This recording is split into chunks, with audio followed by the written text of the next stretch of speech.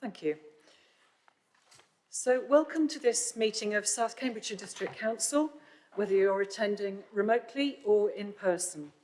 My name is Councillor Anna Bradnam, and I'm Chair of South Cambridgeshire District Council, and my Vice Chair is Councillor Peter Fain. For the purposes of the live recording, this is the Council meeting on Thursday, the 24th of November, 2022. May I now make a few housekeeping announcements? Please make sure that all mobile phones are switched to silent. Your microphones should please be kept switched off unless you're invited to speak. For those participating remotely, when you're invited to address the meeting, please make sure that your microphone and camera are switched on, and then when you finish addressing the meeting, please turn your microphone and camera off.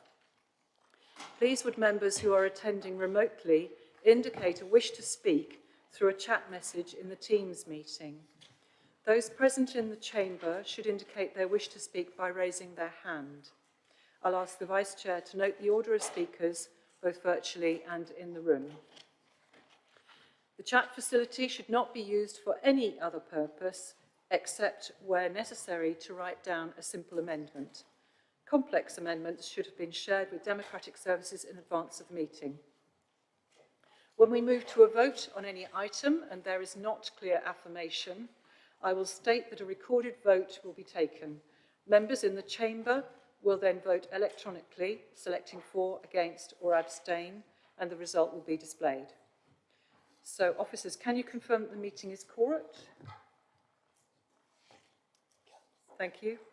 We can proceed. So, firstly, apologies. Are there any apologies for absence? Rebecca? Chair, yes. Apologies for absence have been received from Councillors Dr Toomey Hawkins, Pippa Halings and Richard Stobart. Thank you. And I believe we have some members participating remotely. Can I just ask if I can see Councillor Dr Shrabona Bhattacharya, and can I ask, is Councillor Sunita Hansraj taking part remotely? Yes, great, lovely. Just back from holiday, glad you could join us. So, declarations of interest. Oh, sorry, yes. Oh, hello, Councillor Bhattacharya, good to see you too. Ah, Councillor Lena Nieto, thank you very much. Good, so you're taking part remotely.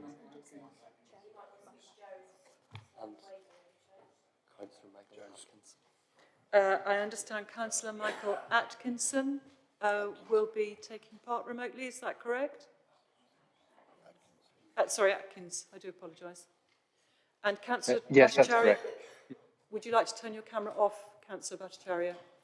Thank you. Councillor Atkins, did we hear you there? Yes, that's correct. Great, lovely, thank you. Thank you very much. So, declarations. Oh, sorry, Councillor Hales. Thanks, Chair. It's Susan van der Ven. She's obviously offers her apologies because she's on holiday. So, okay. Thanks. Thank you very much. So that's apologies. Thank you. Thank you very much, Councillor Hales. No other hands. Great. Okay, so number 2, declarations of interest. Does anyone have any declarations of interest to declare in relation to any item of business on the agenda? If any interest subsequently becomes apparent later on in the meeting, please would you raise it at that point. Councillor Leeming. Thank you, Chair. I would like to declare an interest in agenda item 11, the Gamlingay Neighbourhood Plan. The agenda item refers to my employer, the Wildlife Trust for Bedfordshire, Cambridgeshire and Northamptonshire, and Gamlingay Wood, which they own and manage. Thank you very much. I'm sure we've noted that. Are there any other declarations? Councillor Bridget Smith. I declare an interest in relation to item 11 as well.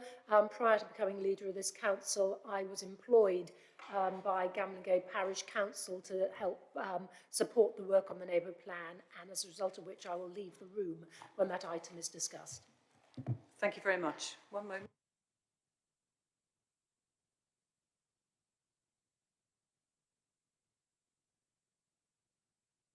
Sorry, thank you very much. Councillor Howells. Thank you, Chairman. Chairman, with regards to item 6, questions from the public, I noticed that the question is from Camborne Parish Council, or Town Council, I should say rather, sorry, and I wanted it to be known that I am the County Councillor for Camborne. Thank you very much, Councillor Howell. Are there any other declarations of interest? Thank you, Councillor Heather Williams. Thank you, Chair. Just in relation to item 15, I'm a member of the Greater Cambridge Partnership Assembly. Thank you very much. And Councillor Paul Bearpark? I'm also a member of the Greater Cambridge Partnership Assembly. Thank you very much. Yes, and I can see Councillor Brian Mills. Did you want to? Microphone. If we're declaring that as an interest, both Councillor Smith and myself are members of the board and substitute member of the board. Which board? You're talking about GCP? GCP board. Yeah, thank you. Right. And Councillor Annika, I can't remember your surname. Thank you, Chair. Osborne, sorry. Yes, That's thank you. I'm also with Paul Councillor Bearpark on the Assembly for GCP. Thank you very much. So, Democratic Services, have we got all those noted down? Thank you very much. I can't see any other hands. Thank you. May I remind members that, of course, many of these things would not need to be declared if they are already declared on your register of interests on the website. So please keep those up to date and inform Democratic Services of any changes. Thank you. Moving on to the minutes, which are on pages 1 to 16 of our agenda. Members are asked to approve the minutes of the meeting of the Council held on the 22nd of September. Just one item I had asked for was that on page 2 at item 6, questions from the public, second paragraph, I had asked for the inclusion of the words, a member of the public, Daniel Clark, expressed concern, etc., to make it clear who he was. Does anybody else have any other items? I'll go through the pages. So page 1, page 2, page 3, page 4, page 5, page 6, page 7, page 8, page 9, page 10, page 11, page 12, page 13, page 14, page 15, and page 16. So with that, members, can I ask that are we able to approve these minutes with that amendment by affirmation? Agreed. Lovely, thank you very much. So we agree the approval of the minutes by the 22nd of the minutes of the 22nd of September as amended as a correct record by affirmation. Thank you. So number 5 is announcements, and I'd like to make the following announcement. I'm delighted to announce that Councillor Peter MacDonald was recognised in the Local Government Information Unit's National Awards 2022 for his work to support local business recovery from the pandemic. This is testament to Councillor MacDonald's commitment to the business community, supported by the business team, and a whole council approach to ensuring that we help our businesses through what will no doubt continue to be difficult times. So I'd like to congratulate Councillor Peter MacDonald.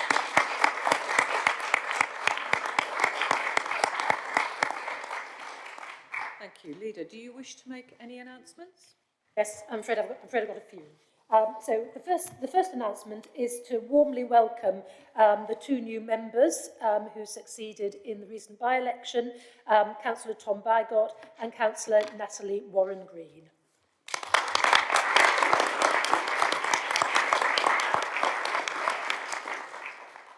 So moving on. So I'm sure you'll be pleased to know that the Mayor, Dr. Nick Johnson, is out of hospital and is now recovering well at home.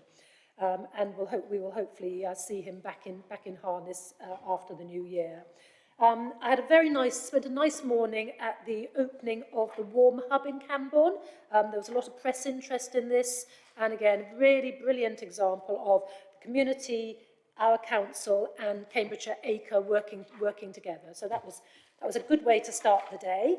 And then in relation to members, and particularly members of Cabinet, Councillor Judith Rippeth has stood down as a member of Cabinet, and I thank her wholeheartedly for all the work that she's done since May. In her place, Councillor Brian Milnes is going to take on the role of deputy, and I'm very pleased to say that Councillor Henry Batchelor is joining Cabinet and will be taking on responsibility for environment, waste and licensing. So thank you very much.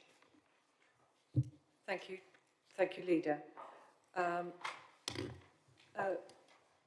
Liz, do you have any announcements? No, thank you. Right. So, members, we have with us a public speaker, Samantha Martin, who is chair of Gamlingay Parish Council, who will be making a statement and asking a question in relation to the item on the making of the Gamlingay Neighbourhood Plan. As has been our practice on previous occasions, it would appear appropriate to hear this statement at the point when we consider the item on the neighbourhood plan. But for that reason, I propose to move the order of business such that we allow item 11, the neighbourhood plan, to be considered immediately after item 6. May I seek a seconder? Councillor Williams, thank you very much. Councillor Heather Williams. And does anybody wish to object to that? Thank you. Okay, so are you content to take that decision by affirmation, members? Yes. Thank you very much. Is anybody wishing to vote against that or abstain? No, thank you. So the council therefore agrees that motion by affirmation. Thank you. So we'll move to item 6, which is questions from the public. May I invite the public speaker, David Jones, of Camborne Town Council, to speak. Details of his question can be found in the supplementary question pack that we received dated 21st of November.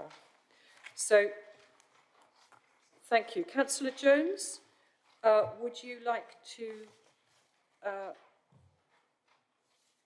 raise your question? Thank you, Chair. At a recent meeting of Camborne Town Council, we received a presentation from South Cambridgeshire Investment Partnership, SKIP, on the proposed development of 260 homes on land at Camborne Business Park.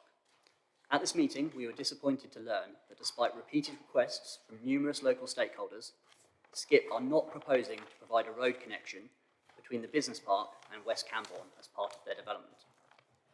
Land at Camborne Business Park is allocated for residential development as part of the wider development of West Camborne by policy SS8 of the South Cambridgeshire Local Plan.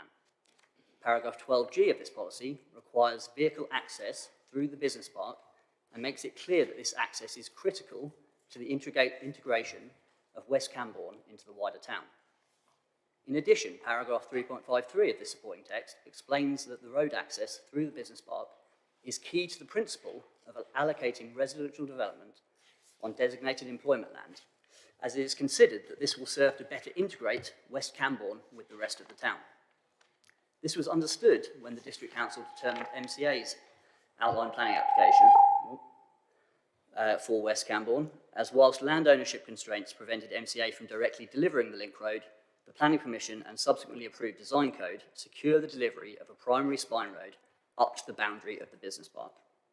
In fact, the development of West Camborne was only found to be acceptable on the basis that the opportunity would still exist to secure an access with any future application for land at the business park. The officer's report to Planning Committee states that the Council would continue to encourage the delivery of an all-vehicular access through the business park. The provision of a link road through the business park is therefore not only key to the integration of West Camborne with the rest of the town, but it is fundamental to the principle of allowing residential development on the business park. The provision of this link road is also critical to provide safe access for around 2,000 children attending Camborne Village College and Hardwick and Camborne Primary School. We understand that the principal of the Village College has written to the District Council to raise concerns about this. During the presentation by SKIP, it was explained that they own the land proposed for residential development, but not the road through the business park. It was explained that this is owned by Camborne Business Park Limited, which in turn is owned by South Cambridgeshire District Council. But despite this, there remain certain ownership constraints that prevent the delivery of the link road. It was unclear exactly what these constraints were, and I'm pleased to say that since the meeting, we've had clarification that this is not the case. The land required to deliver the link road is wholly within the control of the District Council, but there is a cost attached to the works.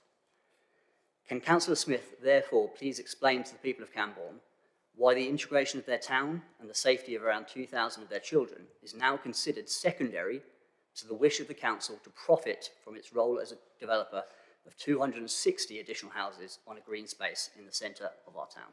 Thank you. Thank you, Mr. Jones. Leader, would you like to respond? Thank you. So, I'm sorry I got my back to you. I'll try not to have it completely back to you. So thank you for your question. So the current proposals by SKIP seek to deliver cycle, pedestrian and bus access between the business park and Cambourne West, which I hope will benefit those 2,000 children. Policy SS/8 identifies the need to address a number of access issues.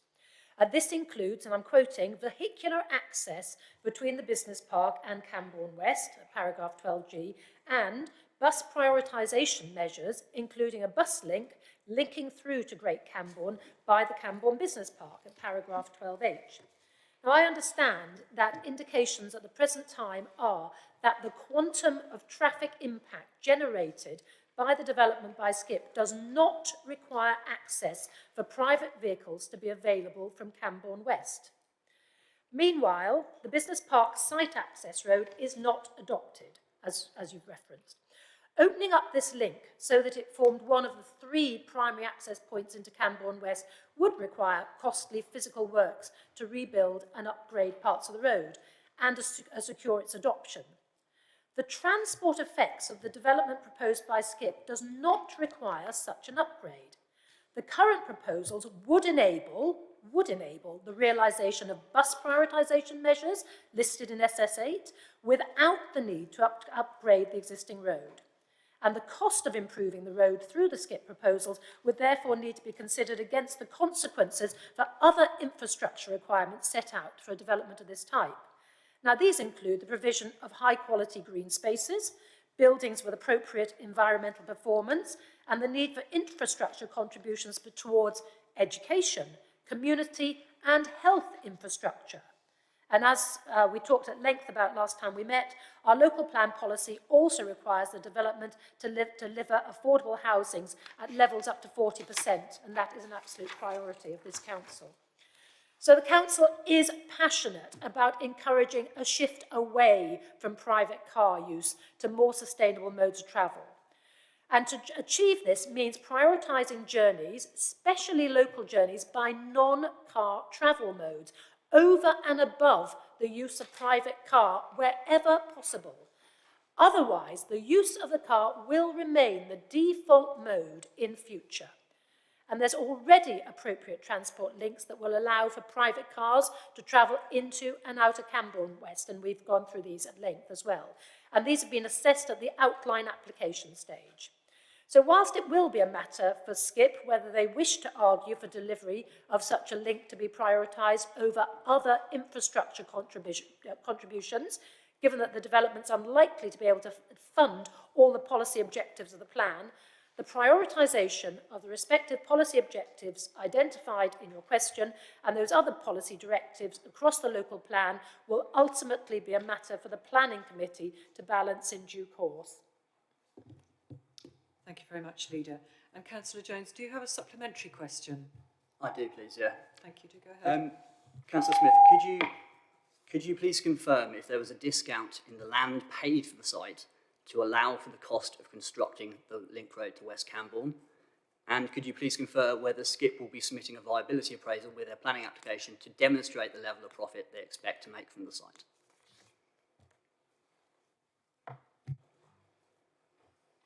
Okay, thank you. All right, I think I need to, so I'd be.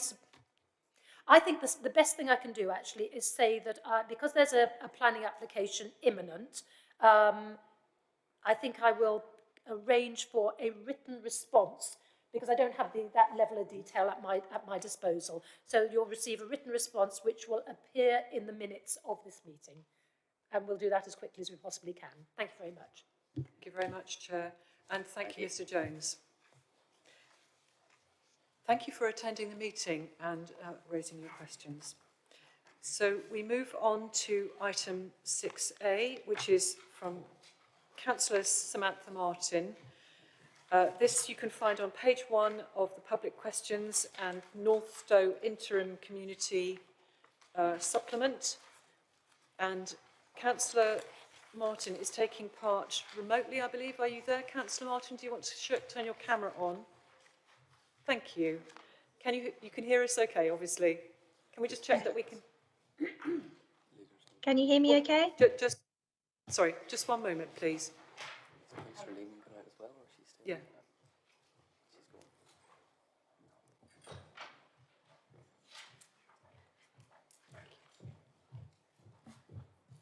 Those who've declared an interest are leaving the room. Thank you. So, Councillor Martin, would you like to make your statement and ask your question? Good afternoon, and thank you for inviting me to speak today. I'm Samantha Martin, Chair of Gamlingay Parish Council and a member of our Neighbourhood Plan Steering Group. We are delighted that residents voted in support of our Neighbourhood Plan at the referendum on 10th of November, and that the plan has now reached this final stage. It has taken over 7 years to create, involved many meetings, with our first taking place back in 2015, and involved hundreds of people, from volunteers in the steering group to residents taking part in surveys and public meetings, and even consultations navigating COVID-19 restrictions. The culmination of all this work and extensive engagement with residents, businesses, landowners and statutory bodies is a plan which captures what makes Gamlingay special to those who live and work there. Its rural feel, wealth of amenities and local businesses, and being part of a friendly community. The Examiner highlighted in their report how they could see that the plan has promoted an inclusive approach to seeking the opinions of all concerned throughout the process. One of our defining characteristics is that we are a radial village. We have a central village core with satellite hamlets and easy access to the open countryside. The 10 policies in the plan have been written to enable planning officers and developers to shape development proposals which are appropriate for our village and seek to maintain the integrity of our landscape setting and reflect the strong character of our built heritage. These are supported by key views identified via the Village Design Guide and a landscape and visual assessment. We also have policies which aim to improve non-motorised travel within the parish and to encourage more walking, cycling and horse riding, with developer contributions requested to support enhanced footway and cycleway networks identified in our Cycle and Footway Improvement Plan. There is an employment policy to support existing businesses and ensure retention of local jobs, and policies to protect and enhance the natural environment and biodiversity of the parish, particularly Gamlingay Wood, a site of special scientific interest. The Neighbourhood Plan Steering Group have worked tirelessly on the plan, and I'd like to give a special mention to members Rachel Lee, Sarah Groom, Chris Barker, Jerry Byrne and Kirsten Rayner, whose collective knowledge and expertise have been invaluable throughout the creation of the plan. We are also grateful to the South Cambridgeshire Planning Team for their support on all the technical requirements of the plan, as well as our District Councillor, Bridget Smith, for her support and encouragement throughout the plan's development. We are proud to have a neighbourhood plan which fulfils our vision to conserve our parish's distinctive character while nurturing and growing local employment and community facilities to ensure an outstanding quality of life for all residents. We therefore recommend this plan and ask you to formally adopt it at today's meeting so that Gamlingay can continue to be a thriving and sustainable community for all who live and work there. Thank you. We also have a question. Yes, thank you. Do go ahead with your question, Samantha. And our question is, we would like to offer some training to the area planning officers and councillors on the main characteristics and aspects of the plan and would like to know whether this can be arranged. Thank you. Could I ask Councillor Brian Milnes to respond to the question? Thank you. Yes, thank you for that contribution and for your question. And congratulations on the progression of your neighbourhood plan. The Planning Service would like to respond by welcoming an opportunity for the Parish Council to provide a briefing on the ambitions of the plan and its adoption to local members and the officers of the West Area Planning Team. Thank you, Councillor Milnes. And Councillor Martin, do you have any supplementary question? No, I don't. Thank you very much. So firstly, thank you very much for managing to take part online. Congratulations on submitting your local plan. And also, could I just say thank you to Kirsten Rayner, the clerk to Gamlingay Parish Council, who has attended in person in case your line didn't work. So thank you very much to Kirsten Rayner as well. Thank you. I must now ask you, having attended remotely, can I ask you if you would now leave the meeting? If you want to follow the meeting. Oh, sorry, we need the discussion, sorry. In a moment. Do stay in for the time being. Sorry, I do apologise. Okay, so moving on to the substantive item of Gamlingay Neighbourhood Plan. So, sorry, can I invite Councillor Brian Milnes to present the report and move the recommendation? Thank you. Thank you, Chair. So this is the 7th neighbourhood plan being brought forward to be made in South Cambridgeshire. And the work for this neighbourhood plan has taken 7 years to develop and be brought forward. So it's been something of an act of perseverance to get it to this stage. So congratulations again. It was formally submitted to us in August 2021 to take it through to the later stages, and a referendum was held on the 10th of November this year, where 76.62% of those that voted were in favour of the neighbourhood plan. We need to make a neighbourhood plan within 8 weeks of successful referendum, which is why we're doing that today, so soon after the referendum. And once made, a neighbourhood plan becomes part of the local development plan.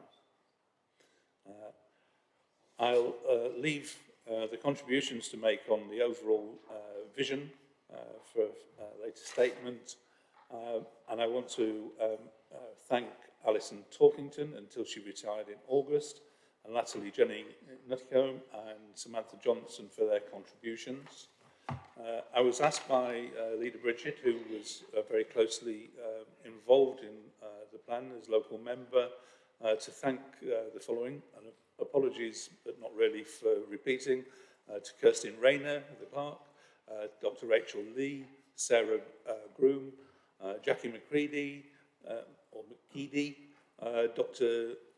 Ricon Carew, I think, hope I've pronounced that correctly, John Mercer, Chaz Bark, Jerry Byrne, and finally Councillor Sam Martin, who we've just heard from.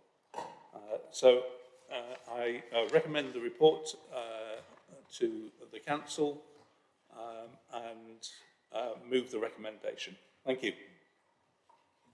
Thank you, Councillor Milnes. Do you have a seconder for supporting the neighbourhood plan? Councillor Henry Batchelor, thank you. Do you wish to say anything now? I'll speak now, if that's okay, Chair. Thank you. So, yeah, perfectly happy to second the recommendations in the papers. As someone that has 2 parishes within their division that has now adopted neighbourhood plans, I know firsthand the amount of time and effort that actually goes into putting these together, however basic or complex the neighbourhood plans are. And as someone that's sat on the planning committee for some years now, I do know of the benefit of having an adopted neighbourhood plan in terms of the planning process. So absolutely supportive of any parish that wants to put together a neighbourhood plan, and commend all those that Councillor Milnes mentioned for getting the Gamlingay neighbourhood plan together. So happy to second this recommendation, Chair. Thank you very much, Councillor Batchelor. Councillor Heather Williams, do you wish to speak? Yes, thank you, Chair. So, as others have said, major congratulations to everybody involved and to the residents of Gamlingay for engaging in the process as well as they have. The character of Gamlingay is very important to the residents that live there now, in the future, and also those that live outside of Gamlingay, particularly referring to parishes in my ward, Chair of Hatley, St George and East Hatley, who feel very much aligned to Gamlingay and a lot of support from it. So they'll be very pleased to see this go through equally. And I'm sure all planning committee members look forward to using it to its full capabilities. Thank you. Would anybody else like to make any comments? No. Okay, so I would also like to congratulate the people who've been involved. All of us who have villages who have gone through the process of preparing a neighbourhood plan know just how much hard work and time it takes, so well done. So we come to the recommendation, which is on page 43 of our agenda pack. And the recommendation is as written. It notes that the referendum for the Gambling Gay Neighbourhood Plan took place on November the 2022 and adopts or makes the Gambling Gay Neighbourhood Plan as it was a successful referendum. And the made version of the plan is at Appendix 1 of this report. Can I ask, does anyone wish to vote against these recommendations? Good, none. So I'll take that by affirmation, members. Would you agree? Agreed. Thank you very much. So this council therefore agrees that recommendation, that motion by affirmation. Thank you. And this would be the moment where if there was anybody taking part remotely in the public section of the meeting, it would be appropriate for them to leave. They're welcome to take part in the live streaming of the motion of the meeting, which is online. And we now have Councillors Leeming and Smith back in the council chamber. Thank you. Moving on then to and back in our agenda to item 7, which is petitions. We have no petitions to consider. So then we move rapidly on to item 8, which are the recommendations. So 8A is the 2021-22 Provisional General Fund Revenue and Capital Outturn Cabinet recommendation of 14th of November 2022, and that's on pages 17 to 23 of our agenda. And may I call on Councillor John Williams, Lead Cabinet Member for Finance, to present the report and move the recommendation. Thank you. Thank you, Chair. I move the recommendations, and you'll see that the unaudited outturn general fund revenue budget you'll find on paragraph 11, and the general fund capital programme on paragraph 19. You'll see that the outturn was in the end very close to what we had predicted regarding the revenue budget, and as to the capital budget, there was some slippage, so the capital programme will be moved into this financial year. Thank you very much, Councillor John Williams. Do you have a seconder? Thank you. Councillor John Batchelor, do you wish to speak now? Or yes, I'll speak now. Thank you. Thank you very much. Not a lot to add other than this is really a pleasing result. It's on budget, and let's hope we can do the same in the coming year. Thanks. Admirably brief. Thank you very much. So, we're open for debate. Councillor Heather Williams. Thank you, Chair. I just have some questions on the agenda item. So, first of all, in relation to page 18, we can see under the Director of Greater Cambridgeshire and Planning, there's quite a significant variance. And on page 19, it does refer to an overspend of nearly 400,000 in relation to the kneecap development. But I think we would appreciate a bit more explanation as to what that overspend really was towards. On page 29, just want to go through a few of these items. On the investment strategy on the top line, I'd also say in the columns, I think what it's actually meant to be actual spend to date as opposed to actual cost, because we don't know the actual costs and things going on. So if you could just clarify that it should be actual spend. The investment strategy, there doesn't seem to have been any sort of movement or action on, and just given that our budget is dependent on investment income, if we can have a bit of an explanation. Sorry, Councillor Heather Williams, would you mind pausing a moment? We seem to have a problem in the chamber.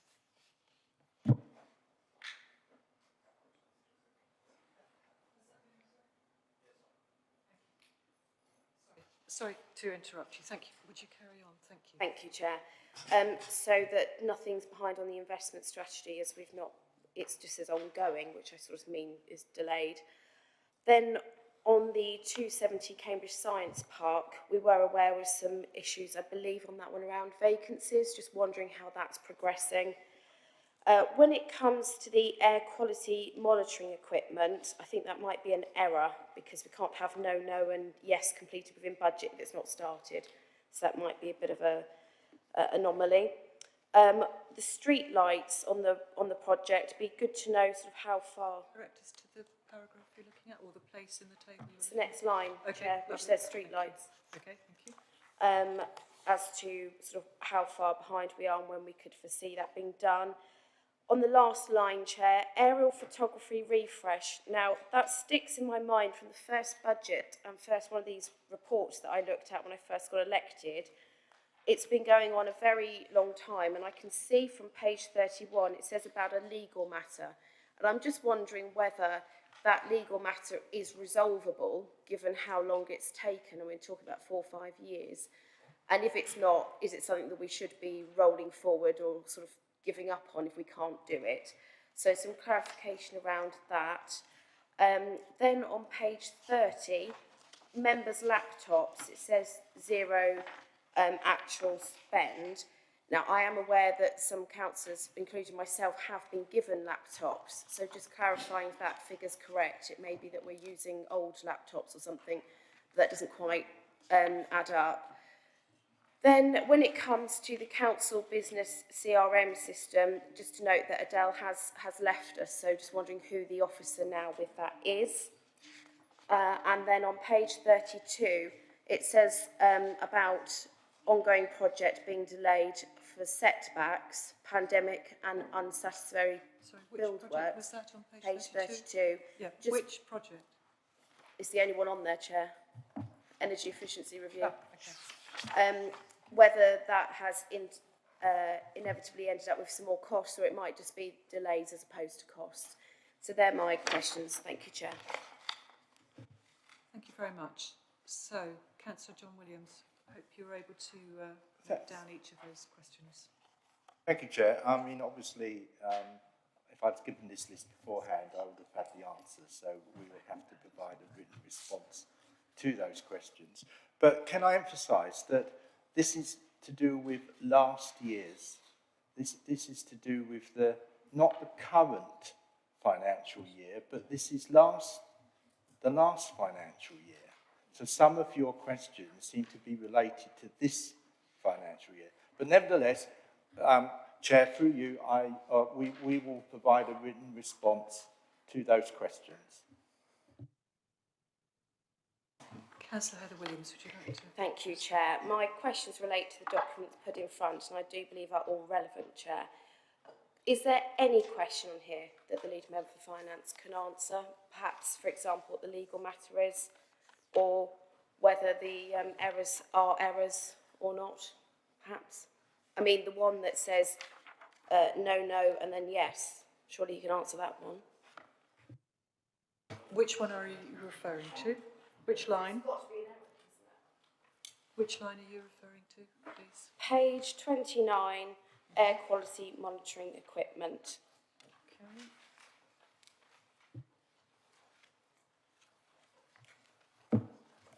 Councillor Williams, I repeat, I will give a written response to those questions. Thank you. Thank you very much. Does anybody else have any questions with regard to the paper?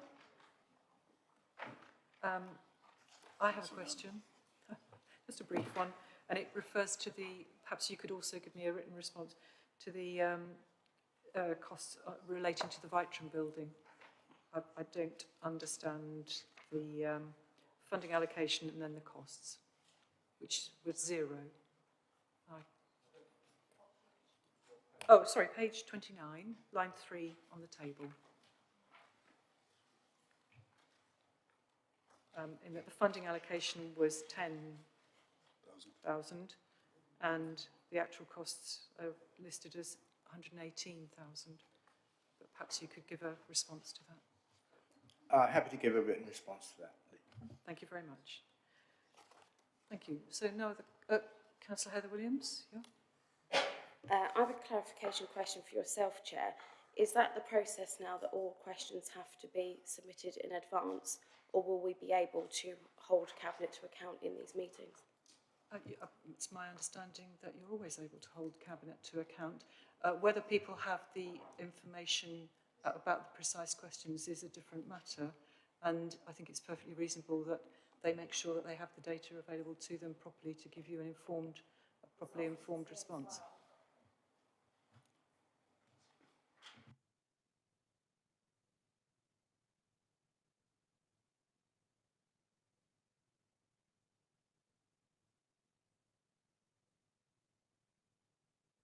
Councillor Williams, the Chief Executive is happy to answer some of those questions if you're... Not me. Oh, sorry, the Chief Finance Officer. Sorry. If you're happy to... If the Head of Finance is happy to answer those questions, fine, but they were put to me. I do not have the information in front of me, and therefore it's appropriate that I give a written response rather than try to answer a question off the top of my head. But if the Head of Finance is prepared to answer some of those questions, that's fine. Thank you very much, Councillor Williams. So, Peter Maddock. Thank you. Through you. So I'll try and take the questions in order. So on the planning overspend, I had some information about this earlier, and I think it relates to the fact that we've struggled in recent times to appoint people to posts, and we've been using consultants in one or two areas. So the consultants, I believe that's the reason for the overspend there, the need to use consultants in specific areas within the planning department, which obviously cost rather more than if it was somebody who was in post. What's the next question? Yeah, spend. That was the spend for the year, so yeah, cost is probably not necessarily the right word in that instance. 270 Science Park, I did ask for some information on this a couple of weeks back. So we have 2 tenants in place now. Whether they're actually in occupation or not, I don't know, but I know that we've received the rental deposits for those 2 properties or those 2 areas. So we have two businesses in place at 270. And I know we're in negotiation with others, but I don't think those negotiations have gone particularly far, but they're obviously ongoing, and we can let members know when we have more detail on that. Investment strategy. Oh, sorry, air quality. That's a no. So, sorry, the question was related to what are you saying no to? So sorry, yeah. On that page, we've got air quality monitoring. This is Appendix B towards the bottom. There's 100,000 was allocated in 21-22, and on the basis that it hasn't started, it's obviously not been completed. So the you're saying no. that the word in the final column should be no? Yes. Thank you very much. Yes, it should be no. On the street lights, I don't think I have an answer particularly for that one. I don't know whether that's probably something we may have to come back in writing on. So that's the street lights. Aerial photography, again, I don't know what the legal issue is, but again, I suspect we can come back with an answer on that. Member laptops. No, I don't think we issued them until April, if I'm honest, but it's difficult to remember from. I think we had them in April, but again, I can make absolutely certain on that. CRM system, I'm not sure that I know the answer to that one, so again, we can include that in the written answer. The greening project, so some of the issues were to do with the car park, and my understanding is that the rectification of that was down to the contractor, and they're picking up the cost for rectification of that. I'm not sure I can really comment on the Victron building, and that's probably something to come back in the written response. I think there was another one. Was it to do with the investment strategy? Was there a question on the investment strategy as well? Thank you. Yep. Yes, thank you. Top line investment strategy, the 450,000 to zero, and just that it's actual spend as opposed to actual cost. I think the only things you've missed, but thank you for your answers so far. Okay, so what's happened with that one is that we have an allocation in the year, and as the year goes on, we allocate money out from the global budget. There was 450,000 left, and we're intending to carry that forward into this year and add to the allocation for this year. Okay. Thank you. Okay. So thank you. That seems to be all the questions answered or undertaken to be provided as written answers. Are there any other questions? Doesn't look like it. So, members, the recommendations we have are on page 17 and 18. I'm not going to read them out as they're quite lengthy. So, are you happy to accept these recommendations? Agreed? Does anybody wish to vote against or abstain? No? Okay. So this council therefore agrees that motion by affirmation. Thank you very much. So we now move to item 9, which is the returning officers' report of councillors elected, which is on page 33 and 34 of our agendas. So may I call on the Chief Executive to present the report? Thank you, Liz. Thank you, Chair, and through you, I have nothing to add to the report, save to congratulate the 2 new members. Thank you very much. And we've already applauded them, and we're very glad to see them here in the council chamber. Thank you very much. So item 10 then is political proportionality. The paper for this is on page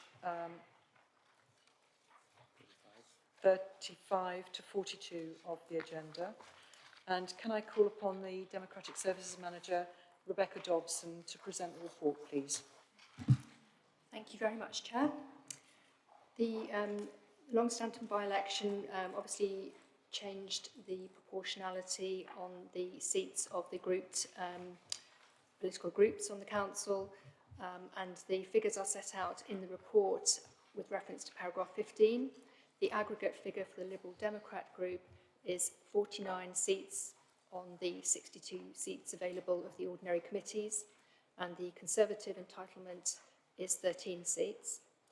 Moving through the report, it sets out the requirements under the legislation to adhere to political proportionality across all of those seats, to keep those same entitlements, but applying the same proportionality as far as possible to the individual committees. So Appendix A sets out the application of those figures across the committee seats, and in order to maintain that aggregate figure, the 2 committees which have a similar, as the same proportionality indicative figures, which if they were rounded up or down would result in an incorrect overall allocation, are the Audit and Corporate Governance Committee and the Employment and Staffing Committee. There is a change on the Licensing Committee, but that is a change that is reflected in the fact that the figures would not be capable of being rounded up across an incorrect overall amount. So for the reduction of 1 in the Licensing Committee and the gain of 1 to the Conservatives, that's reflected in that table. Moving forward, the discussions between the group leaders have resulted in the proposed committee seat allocation on table 2 at Appendix A, whereby the Conservative group will now have 2 seats on the Audit and Corporate Governance Committee, and seats on the Employment and Staffing Committee remain as they were. And the change, as I mentioned, in Licensing Committee is 11 to the Liberal Democrats and 3 for the Conservative group. So moving on to Appendix B, the nominations for the seats on committees are set out in full. And just in summary, to note that as the Liberal Democrat entitlement on Licensing Committee has reduced by 1 to 11 seats, Councillor Peter MacDonald will no longer be appointed to this committee, and the Conservative group entitlement has increased by 1 to 3 seats, and the Conservative nomination for the additional place is Councillor Bunty Waters.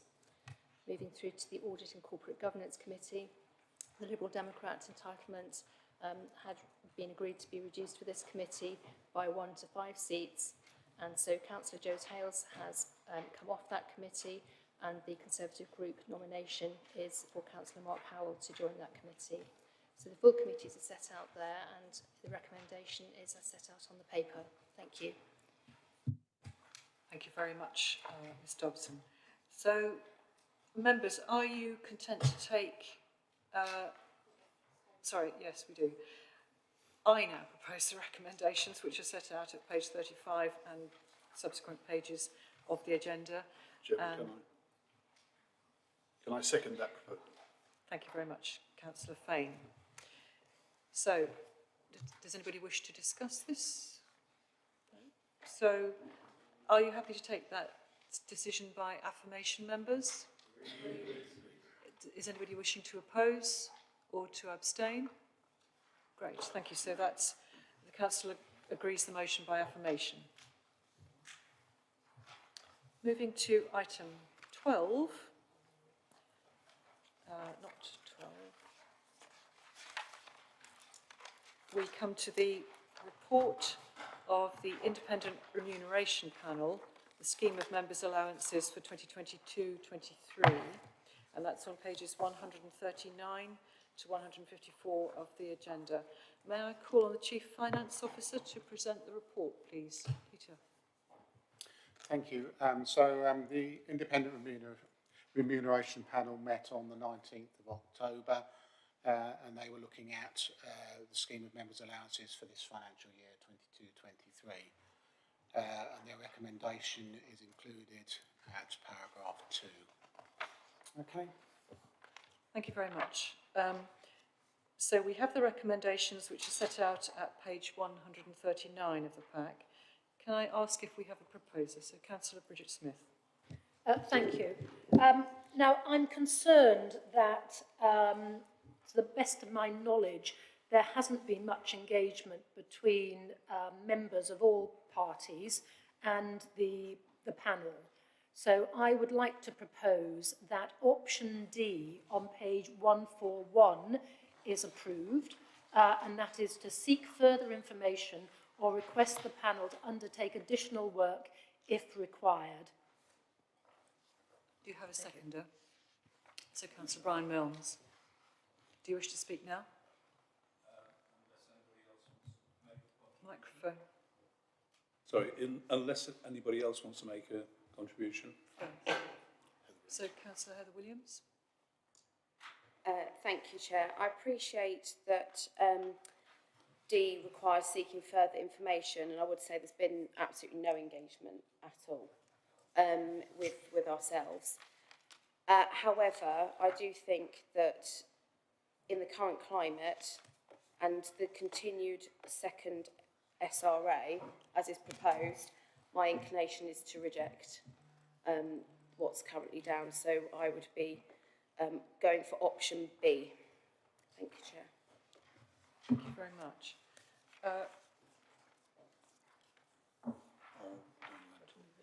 I was going to say, if... Thank you. Sorry, just one moment. Just one moment.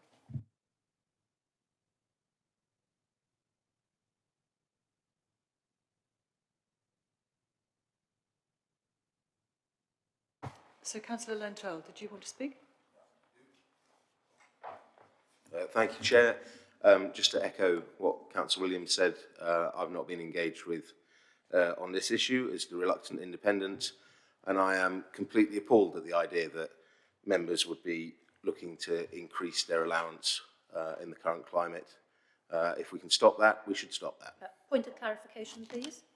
I at no time said, I said my concern was that there had been little, if any, consultation between members of all parties and the panel. That was my reasons for recommending option D. Indeed, because that was exactly what you wanted to achieve, that there would be consultation. Thank you. Right, Councillor Milnes, would you like to speak? Yeah, just a second that I would point out that there was a process of effectively deep diving on one process and then a gap, so that the remuneration panel was able to take account of any significant changes in workload. I remember very well in the early days of the previous administration that we spent some considerable time doing effectively timesheets for this. None of that sort of work has been undertaken this time.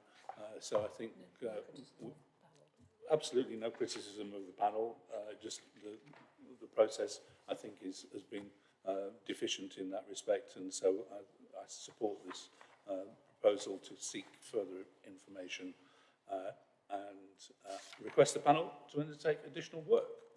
Thank you. I can't see anybody else wishing to speak. So we have a proposal in front of us which has been seconded that we should, in fact, look at option D. Can I take a vote on that then, that we're looking at option D? Do we need... Sorry, you did. That's quite right. But hang on. Thank you, Chair. Yes, you did, but there was a motion tabled, and that motion needs to be considered first because it was proposed and seconded. I think, given that there's been an alternative motion put forward, I would just suggest that we go straight to recorded vote.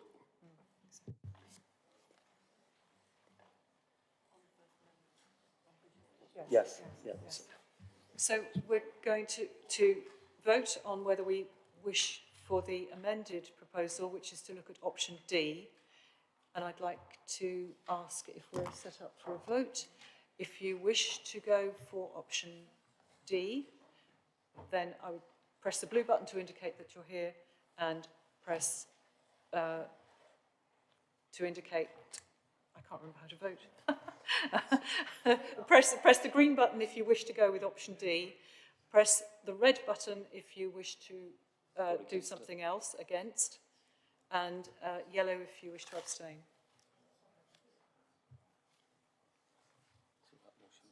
Yeah. So has everybody voted? We've got a total of 33. Does that? Just need to have a few, just check.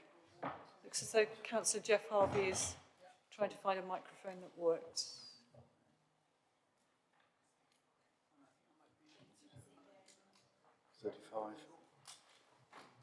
Is that complete? Not yet. Just one moment. I can see Councillor Harvey trying to find a microphone that...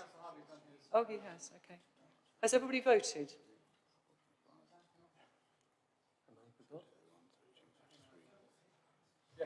We've got 35 votes, and I think that counts for everybody in the room. So that vote is carried. So we will go with option D. Thank you. Right, so moving on to item 13.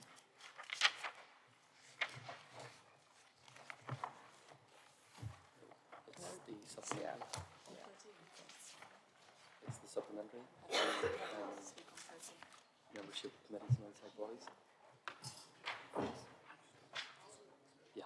Yeah.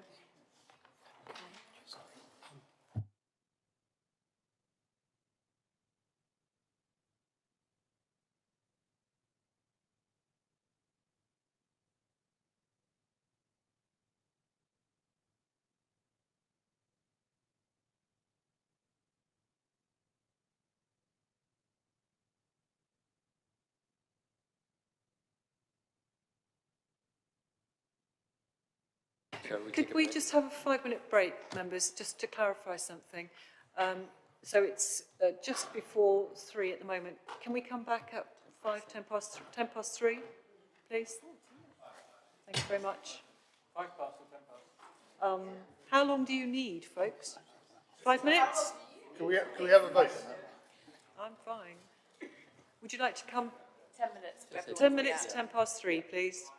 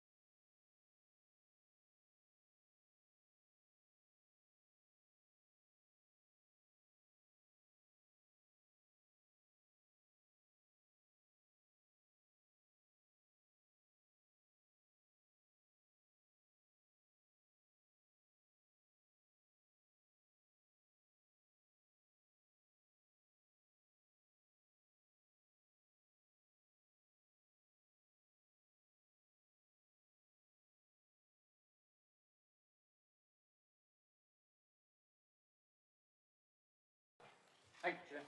We're now live. Thank you very much. So, members, we return to full council at South Kent District Council.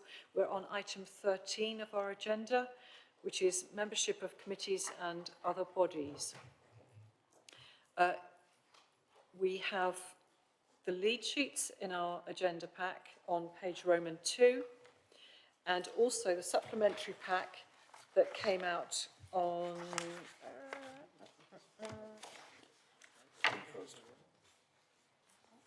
which date? Came out on 21st. The 21st, we think.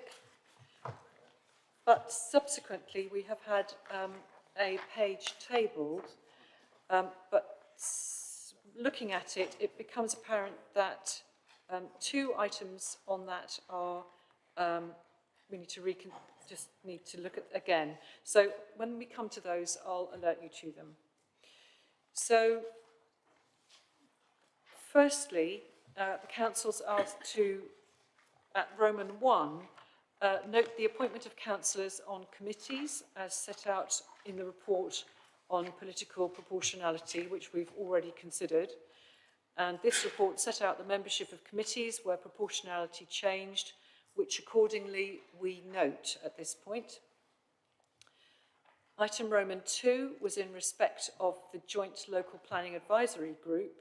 We're asked to note the appointment of Councillor Peter Sandford in place of Councillor Aidan van der Weyer, and the appointment of Councillors John Lovelock and Henry Batchelor as first and second substitute members. So that's also for noting. Item 3, Roman 3, is in respect of the Grants Advisory Committee. We note the appointment of Councillor Dr. Martin Khan as the third substitute member. And at item 4, where we're asked to note any other changes in roles, membership or substitutes in respect of any other committee. So at this point we refer to the supplementary pack for this item on page 1 under 13 Roman 4A.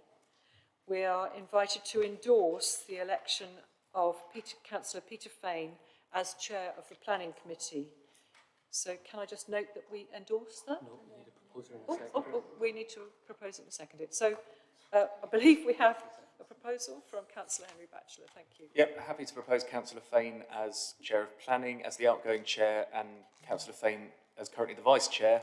I can fully endorse Councillor Fain's work rate, commitment and knowledge of the planning system, so I know he will make an excellent Chair, so happy to propose Councillor Fain.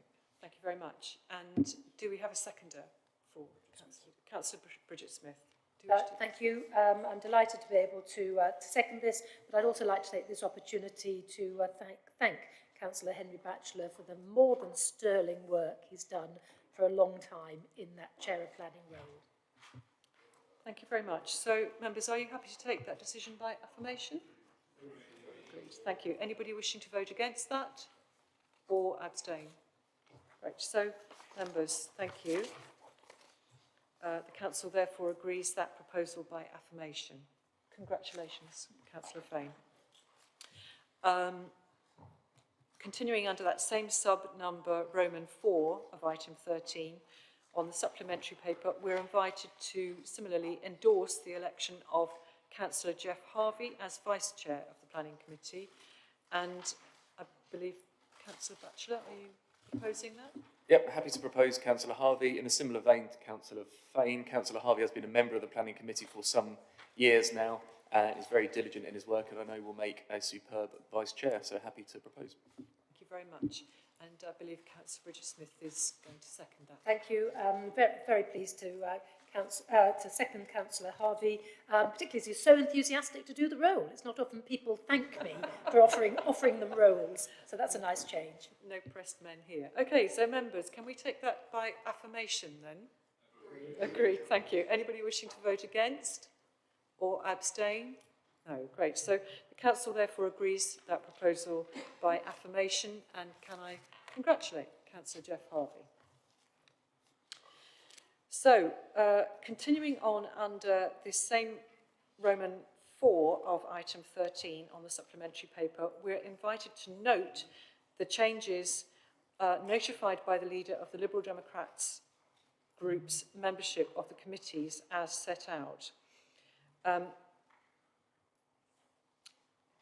And are there any other changes in membership or substitutes of any committees to be announced by either group leader?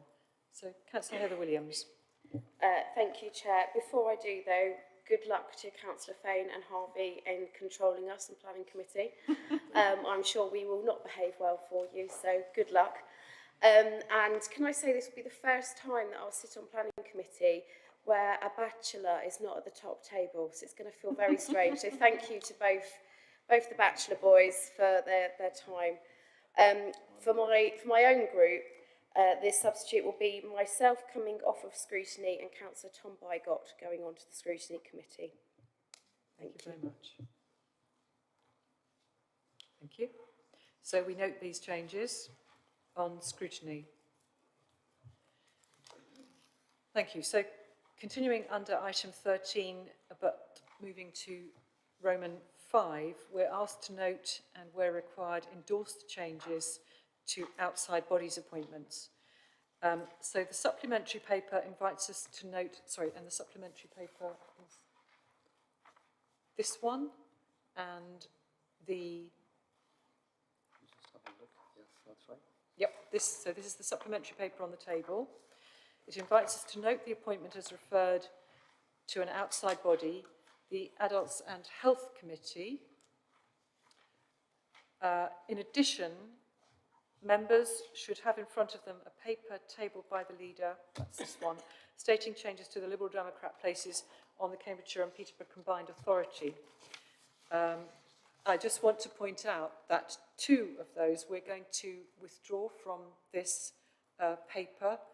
That is the reference to the membership of the Audit and Governance Committee and the membership of the Overview and Scrutiny Committee. We just want to clarify those and we'll bring those back. At the Combined Authority, sorry, yes. Are there any other changes to be noted? The appointment that needs to be endorsed, so the appointment of Councillor Snyder.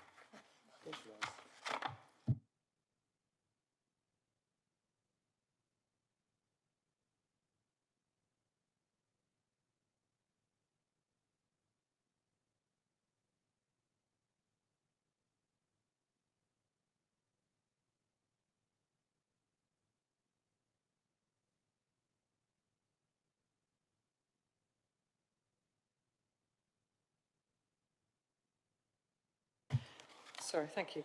13V, 5, Roman 5, we need to endorse the appointment of Councillor Sunita Hansraj as substitute member of the Adults and Health Committee to fill the vacancy arising from the resignation of Councillor Alex Mallion.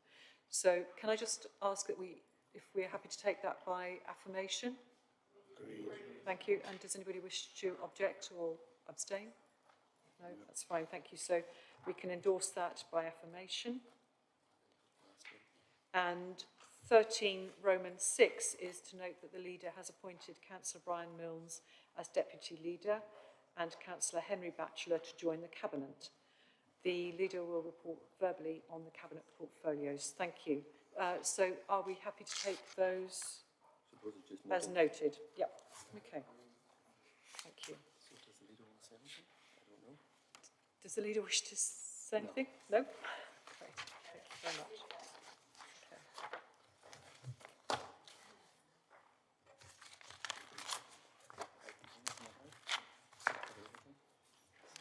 So, moving on, we move to item 14, which is the Cambridgeshire and Peterborough Combined Authority, and this is on pages 155 to 192 of our agenda packs. Council is invited to note the report on the works of the Cambridgeshire and Peterborough Combined Authority as outlined in the agenda. And do our representatives on the Combined Authority have any comments that they wish to make? Councillor Bridget Smith. Okay, so just very briefly, an improvement board has been established and Lord Kerslake is chairing it and they meet for the first time in January.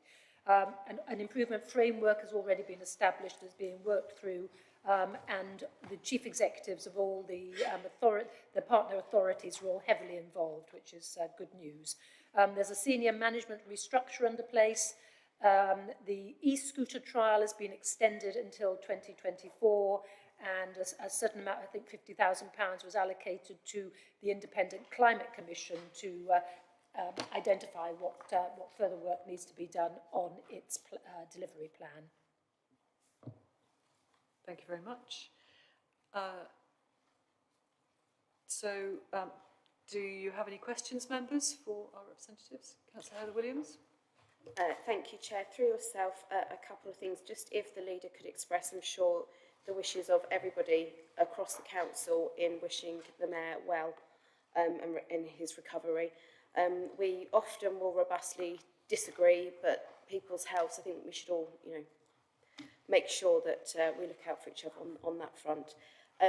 But with that, if the leader could just give us a view as to whether she thinks in the interim, while understandably the Mayor is taking leave, that there is adequate checks and balances in place at the Combined Authority. Thank you, Chair.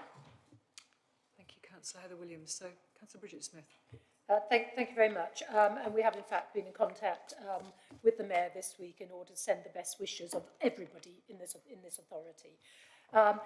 Yes, Councillor Anna Smith, who is the current leader of Cambridge City, has stepped into the role of Deputy Mayor, and so she is filling the Mayor's shoes. She's doing it really well, actually.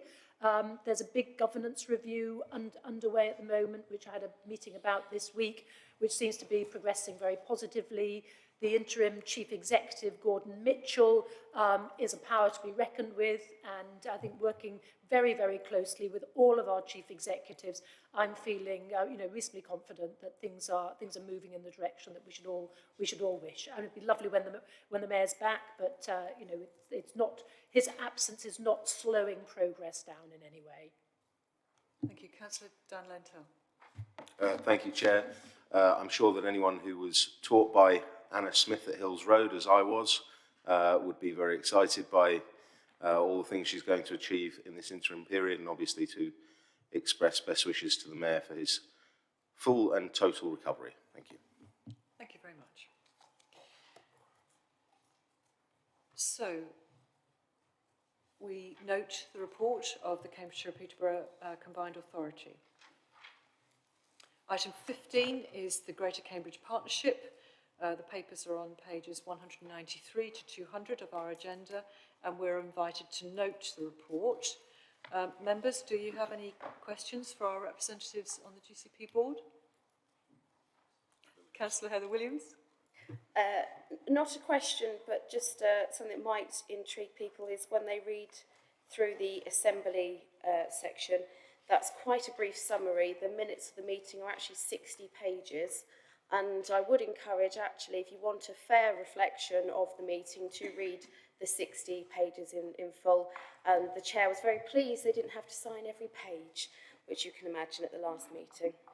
Thank you very much. Any other questions? No. So that item then is noted. Thank you.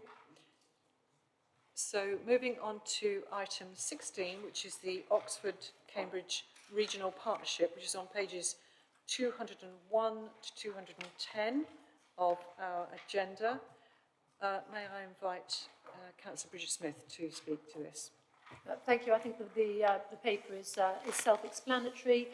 There's also two letters attached, the most significant of which comes from Peter Northover, who's Deputy Director at the Department of Levelling Up, confirming the payment of the first tranche of £250,000 to allow the work of this new pan-regional partnership to progress. And I think the focus at the moment is on getting a team of people together to deliver. I think I mentioned last time that this is a very different entity from what went before. The focus is on the environment and on the economy, which I think is something that's much easier for us all to feel more positive about. Thank you very much. And members, do you have any questions? We have one from Councillor Heather Williams. Thank you. Thank you. Through yourself, Chair, obviously the Oxcam arc has been somewhat of a frustration for members about not really being able to ascertain what the vision this council is representing at those meetings. And that's I feel like I'm channeling Councillor Nick Wright when I say about the vision for South Cambs there. So my questions are around the governance and transparency requirements of the way things are being set up. Will we now see minutes or agendas of these meetings? And what steps is the leader taking to ensure there's transparency through this process, and so that members of this council actually get to find out this time what is being said on behalf of us by the leader? And second question, Chair, will the leader ensure us that nothing that she agrees to will result in additional housing development in South Cambridgeshire? Councillor Bridget Smith. Thank you. So the ARC, what was the ARC Leaders Group, which consists of representation from all three parties, in negotiations to get us to this point of agreeing a pan-regional partnership, have absolutely insisted that there are proper minutes, that there's proper transparency over this, because we have all been extremely frustrated that it's been a government project with government absolutely in control of it. They wouldn't even let us create a website, but I'll say that came from the minister. But we've been absolutely insistent that as we move forward, this needs to be open and transparent in exactly the way that we all wish. And there will be an independent chair of the board. So hopefully, I think we're going to now be working on the governance to ensure that. On housing, the priorities of this is economy and environment. I'm not expecting to be suddenly told housing is a part of it. They're quite clear, and what the Minister has said is that it's about economy and environment. So those will be the projects and schemes that are put forward. And I believe as things stand at the moment, I'm continuing to lead on the environment, and I'm having some interesting conversations about environmental enhancements that could be greatly beneficial to all of us. Thank you, Leader. And Councillor Heather Williams, you've got another question. Thank you, Chair. While I appreciate the answer given, there was a specific question that didn't get responded to, one of which was around the housing. Will the leader confirm to us that she will not agree? So we want a commitment that no additional housing will be an agreement, whether it comes up in the future or not. I didn't hear an agreement. And the other thing was about the agreement of the minutes and the transparency, because as was the case before, Chair, we don't have to be part of this, and we could have withdrawn then on transparency grounds. On the point about minutes, it seemed to me that Councillor Smith answered that question by making it quite clear that she wanted minutes and agendas to be published. But did you want to respond to the second one, Councillor Bridget Smith? So I fully understand why you're asking that question, but I can't predetermine myself by being categoric in that way. I am told that housing is the government's intention is no longer that this area is a focus for the same sort of housing development. They have said, and very much in response to what the leaders of all political persuasions across the ARC have said, that our priorities are the environment and the economy, and we see those as being where the opportunities are. And the past narrative on housing was unacceptable to all of us.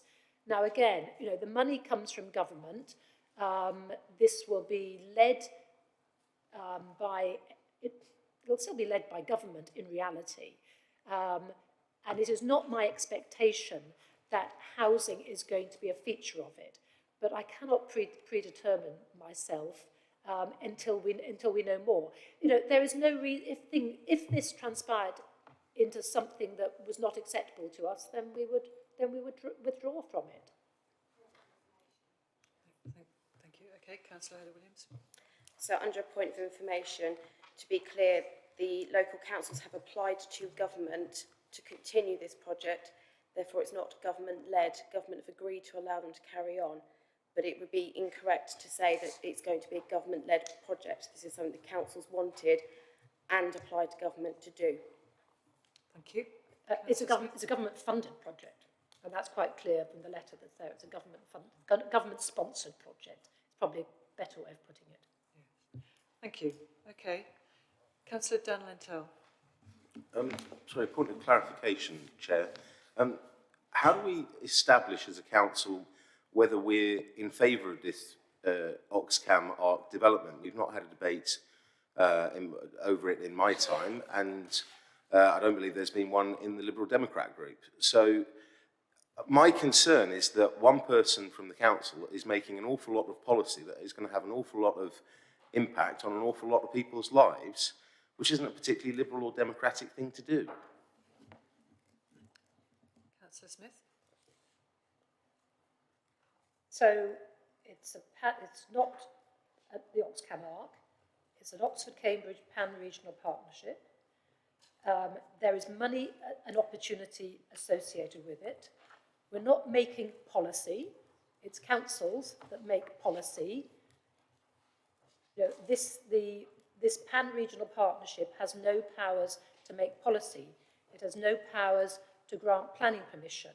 You know, what it will do is hopefully distribute money to projects that benefit the environment and the economy. Policy is made by people like us here.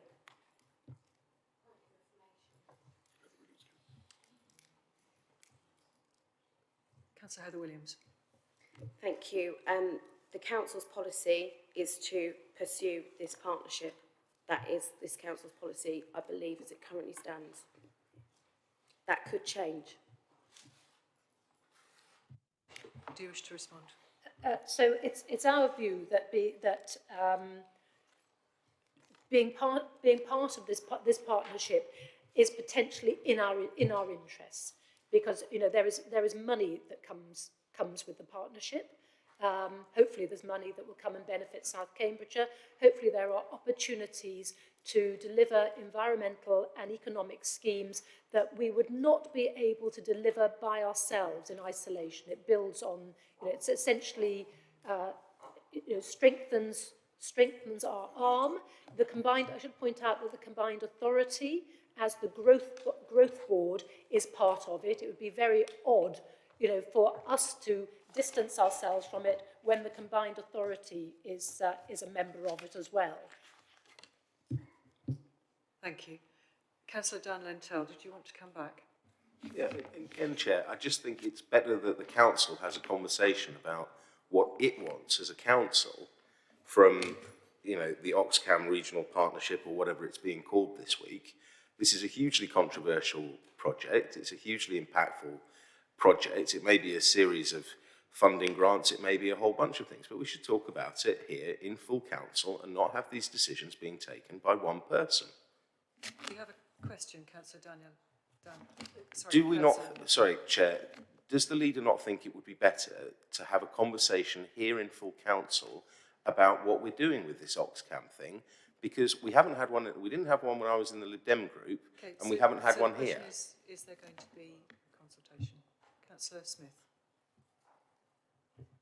So, this is a Liberal Democrat administration at South Cambs. The Liberal Democrat administration believe it's in the best interest of South Cambridgeshire to be part of this partnership. Thank you very much. So, with that, we'll move on to item 17, which is questions from councillors. These are listed on pages Roman 2, 3 of the agenda, and indeed on 4. So the first one is, and remember, you're reminded that there's a period of 30 minutes for all the questions.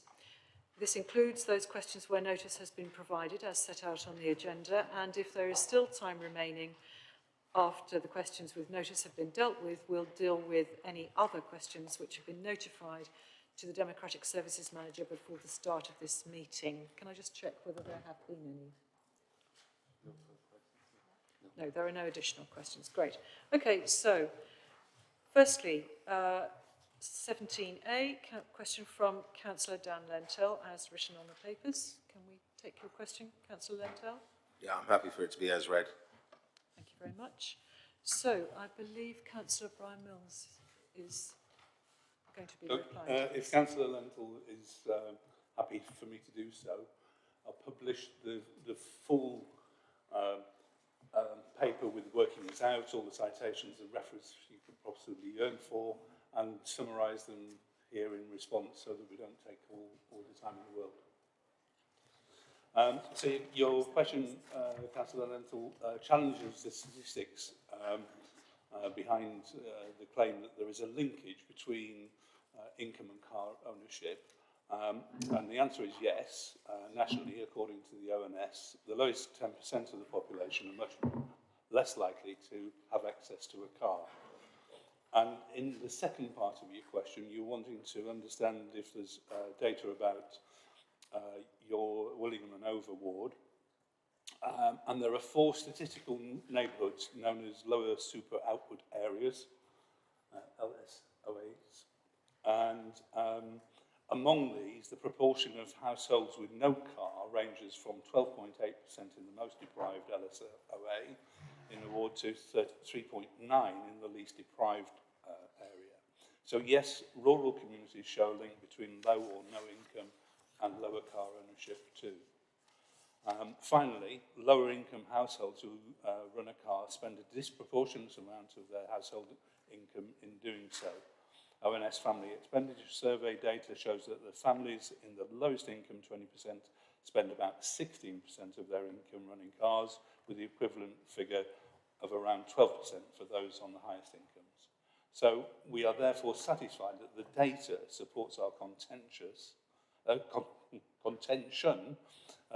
unapproved bus service, sorry, I can't read my own writing, I'll just start that again. So we're satisfied that the data supports our contention that improved bus services helps the least well-off most. Thank you very much. Point of order. Those are national statistics. Are there Cambridge Councillor statistics? Lentel, just one moment. I was going to come back and ask if you had a supplementary question, but do you have a point of order? A point of order. The question is, is there data that specifically references Cambridge, not national statistics, because I don't know whether that includes the Scottish Highlands or the Orkney Islands, or I don't know. But the question is, specifically, is the data there for Cambridge? I think we'll take that as a supplementary question, Councillor. I'm sorry, that's not a supplementary question. Well, in fact, it wasn't a point of order either. It was a point of information, but I was letting you have that. So, Councillor Mills, would you like to respond to that? I referenced that my answer referenced Office of National Statistics on a national basis, because that's the data that we got. And because you questioned the establishment of the linkage between income and car ownership, and that answers that question. Nationally? Lentel, can I remind you, you addressed your questions to me. Through the chair, nationally. Those are national statistics. Where are the local? Mills, do you wish to respond? I just did. You've responded. I've responded. Okay. Councillor Lentel, would you like to move on to your supplementary question? So my supplementary question is there data that will show what the impact of a congestion charge would be on those households that are just about able to afford a car, a lot of which are in my constituency of Over and Willingham, but will not be able to run a car after the congestion charge has been introduced, and therefore their social mobility, their social inclusion will be affected greatly. And I appreciate that there are promises of exemptions and all the rest of it, but if wishes were horses, but local statistics, local data, regional data. Understood that you want local data about the impact on people who are just about managing. Councillor Mills. I think if Councillor Lentil will allow me, I would suggest that what we've done in the answer here, and the documented citations and references that I made reference to, will answer some of that. But the question is whether or not enhanced bus services, that is the proposal before us out for consultation right now, will improve the availability of transport at a lower cost. And I think that is well established by the evidence that we've provided. Thank you very much. Councillor Heather Williams, your question 17B. As on the order paper, Chair. Thank you. So, Leader, would you like to respond? Thank you, Councillor Williams. So the most recent quarterly figures for the Greater Cambridge Planning Enforcement, which is actually now called Compliance Team, shows that for the South Cambs area, we received 322 complaints on planning and related matters. And at that time, the team processed and were able to close 417 cases. There was a backlog, so that shows how well they are dealing with the backlog that built up during COVID. So over that same period, we issued 6 breach of condition notices, 8 enforcement notices, 2 listed building enforcement notices. I kind of want to say a partridge in a pear tree here. 2 section 215 untidy land notices, 1 tree replacement notice, 1 temporary stop notice, 1 high hedges remedial notice, and 7 planning contravention notices. So they've been really busy. So, with the support of the transformation team, the Shared Planning Service has also expanded the use of the Council's planning software to include planning compliance case management, and I think that will have a tremendous impact, because that will allow more efficient case management as well as improved online reporting, which will allow complainants to report a complaint and upload photos and videos as we do for fly tipping. So the advice on the shared planning website's also been revised recently to provide additional information on the enforcement process, and I think there's a video there as well. And in November, the service presented a revised draft planning compliance policy for consultation. 12.7A. Sorry? Direct oral answer. Is the leader happy? Yes or no? Well, I think the answer's. Are you happy to accept? I'm very happy. I'm very happy with the process, with the progress that's been made, and I thought you'd be interested in knowing about that progress. Do you want me to continue? The answer is yes, that you are happy. I'm happy with the progress that's been made. Thank you. Councillor Heather Williams, do you have a supplementary?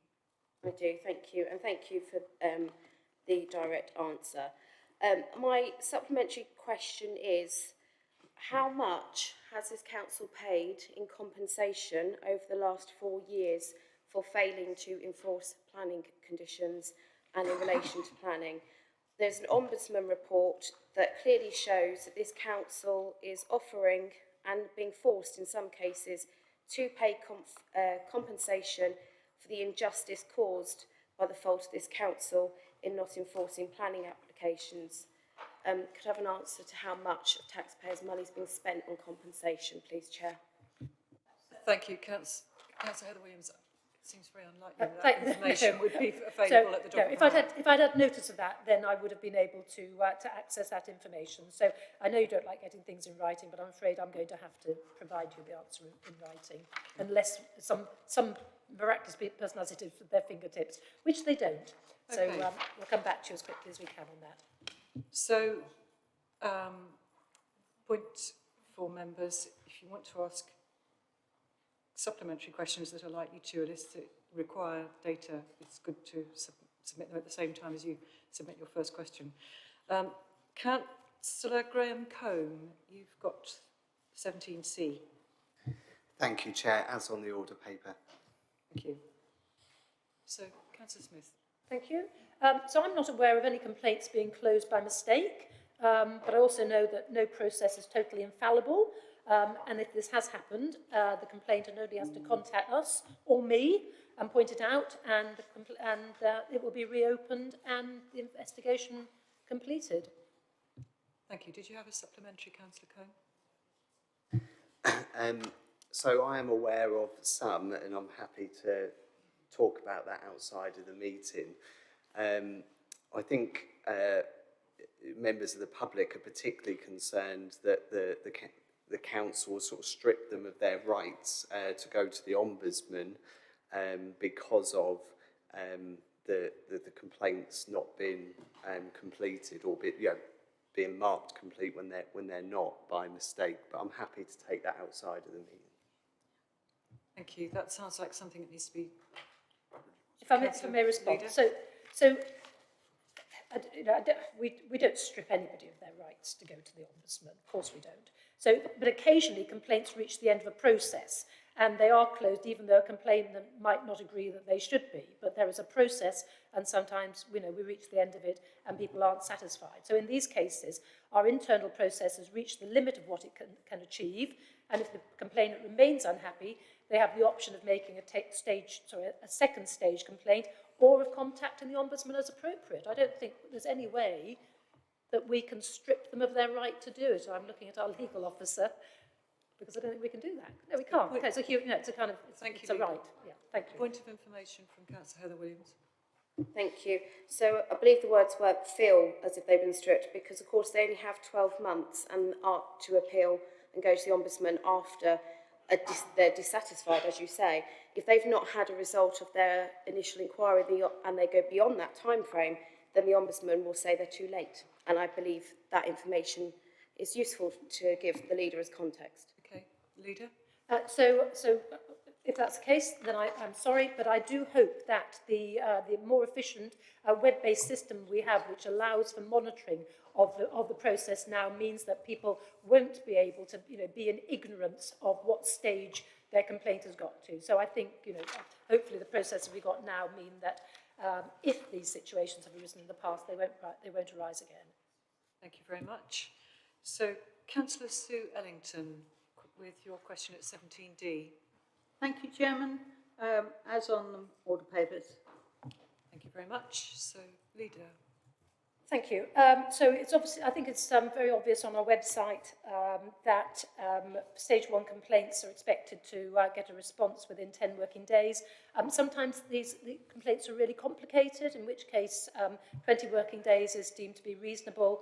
And for second stage complaints, the target is 20 working days, but again, for really, really complicated ones, that goes to 30. So that's what's deemed to be reasonable. Thank you. And Councillor Ellington, did you have a supplementary? I do. Thank you, Chairman. I think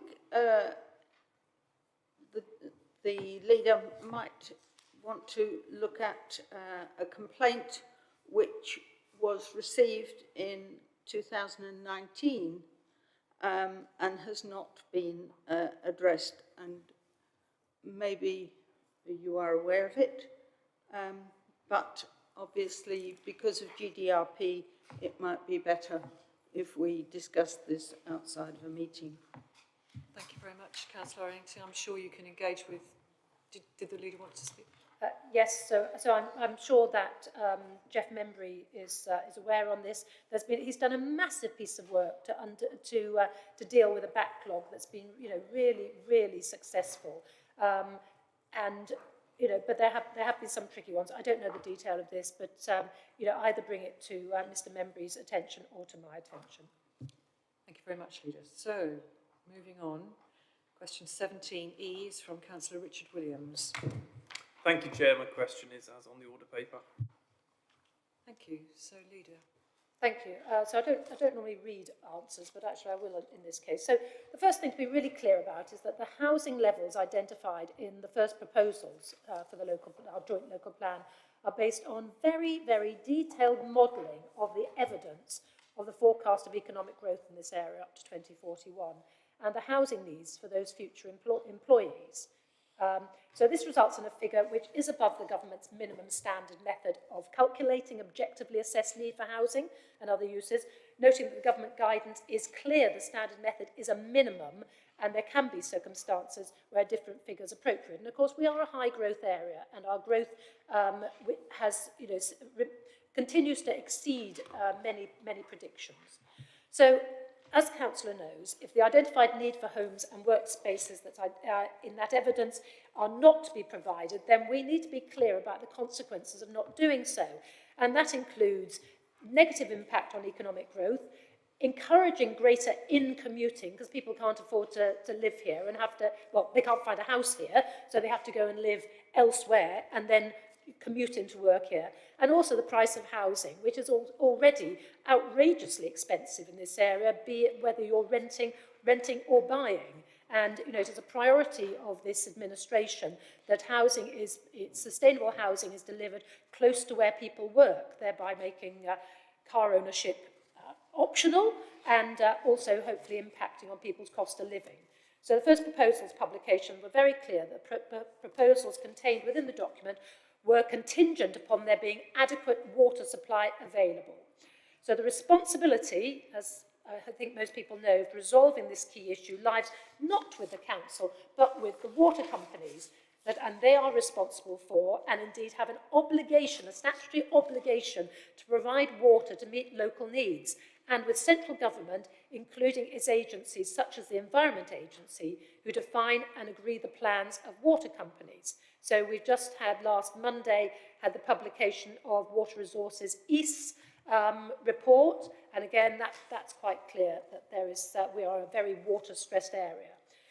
So for some time now, both this council and the city have been lobbying the water industry and government hard in an effort to ensure that they take the necessary action to address our shared concerns for the environment caused by water abstraction in particular. And as we move forward to the next... Just one moment, if you could pause. What is your point of order? Which standing order point? 12.7a, direct oral answer. I think the leader has established that she does not accept that it's this council, and therefore time to move on. The leader is entitled to give... excuse me, councillor. The leader is entitled to give the answer she's entitled to give. Thank you. And if you're... And you're we are... It is our courtesy to listen. Thank you. Thank you. So as we move towards the next stage in the new local plan, we will be looking hard at the evidence of water supply across the new plan period. And when we have the Cambridge Water and Anglian Water's forthcoming resource management plans, it will help us understand what their proposals mean. I mean, perhaps the councillor would like to ask the government, what they are going to do about this problem. Thank you. And as far as I'm aware, we have how many minutes left, Rebecca? We have 13 minutes left, so there's time to get through these. Item 17. Oh, supplementary, sorry. Yes, do carry on. Thank you, Chair. I'll attempt to be brief, but that was a very long answer. I seem to have a habit of provoking written answers, which are quite long. I'll just make a few points, but I will come to my question. The leader said that that the housing numbers are based on detailed modelling. There certainly is modelling, but it's impressionistic. There are questions of judgment here, and we shouldn't pretend otherwise. In fact, information I have from officers at the council, which they've been very happy to disclose, around the discussions on those numbers. I'm interested in, we need you to speak slowly enough that we can hear what you're saying. I was trying to leave space for other people, but we know that there are questions of judgment involved in those numbers beyond standard method. Cambridge Ahead, for example, who seem to have a lot of influence on this, only this morning published their housing dashboard, which contained two completely different figures about employment growth over the last 3 years. 3% or 4%, two different measures, CBR or BRES, they give you very, very different measures. Now, the council has chosen a data point within a range of permissible data. So let's not pretend that there aren't questions of judgment. In any case, onto the water issue, you're quite right that we now have more detail, and it's now very clear that the water is not going to be there. The Fen Reservoir is not going to come online until the late 2030s. About 70% of the increased water supply in the Water Resource East Management Plan is not going to come until the end of our plan period, so between 2039 and 2041. Is it not time that we rethink these numbers, because it is simply unsustainable? And our own data tells us building beyond standard method is unsustainable. Thank you.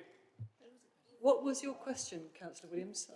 The question was, is it not time that we revisit the numbers? We now know a lot more about the water resource plan, what's actually going to come, when it's going to come. Is it not now time to rethink the plan that was put forward last year?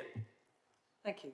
Leader, would you like to respond to that? Okay, so we are revisiting the numbers, because that's part of the proper process to revisit numbers. Can I just make a point that Cambridge Ahead have no influence over this authority. This is evidence-based. I would say, it is evidence-based, hard evidence. And yes, we will be revisiting the numbers. Thank you very much. Councillor Dr. Shabat, sorry. Yes, I know. Thank you. Councillor Dr. Shubhanu Bhattacharya, would you like to speak? Thank you very much. Yes, my question is on the agenda. Thank you very much. So, Leader. Okay. So, the Camborne High Street is a privately owned site, and we've had a lot of engagement between our shared planning service and the town council and the landowner, the commercial landowner of this site.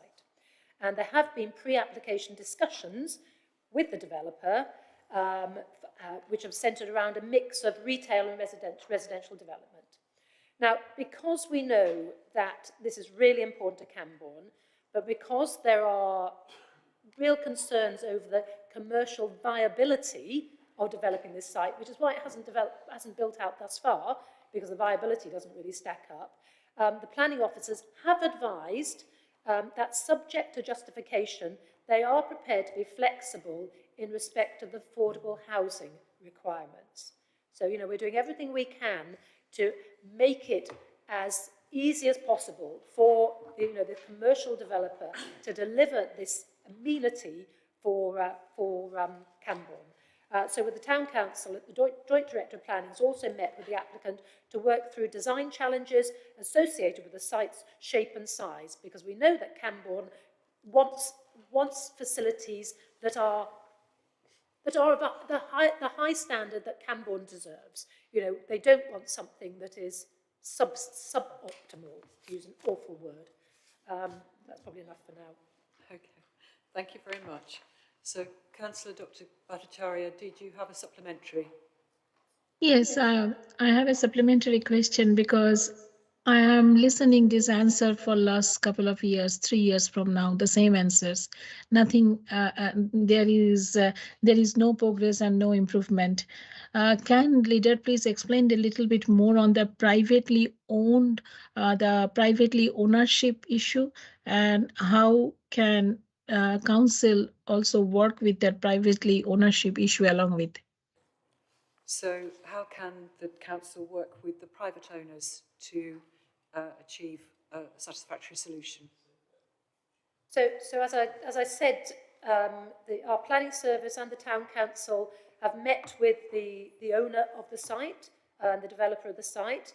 Now, since the substantive meetings, obviously the economic environment has worsened for all developers. So building anything is much more challenging now than it was. Planning officers have been in contact with the agents for the landowner recently, and you know, we've been told by the private landowner that he or she does not need anything further from the council at this time.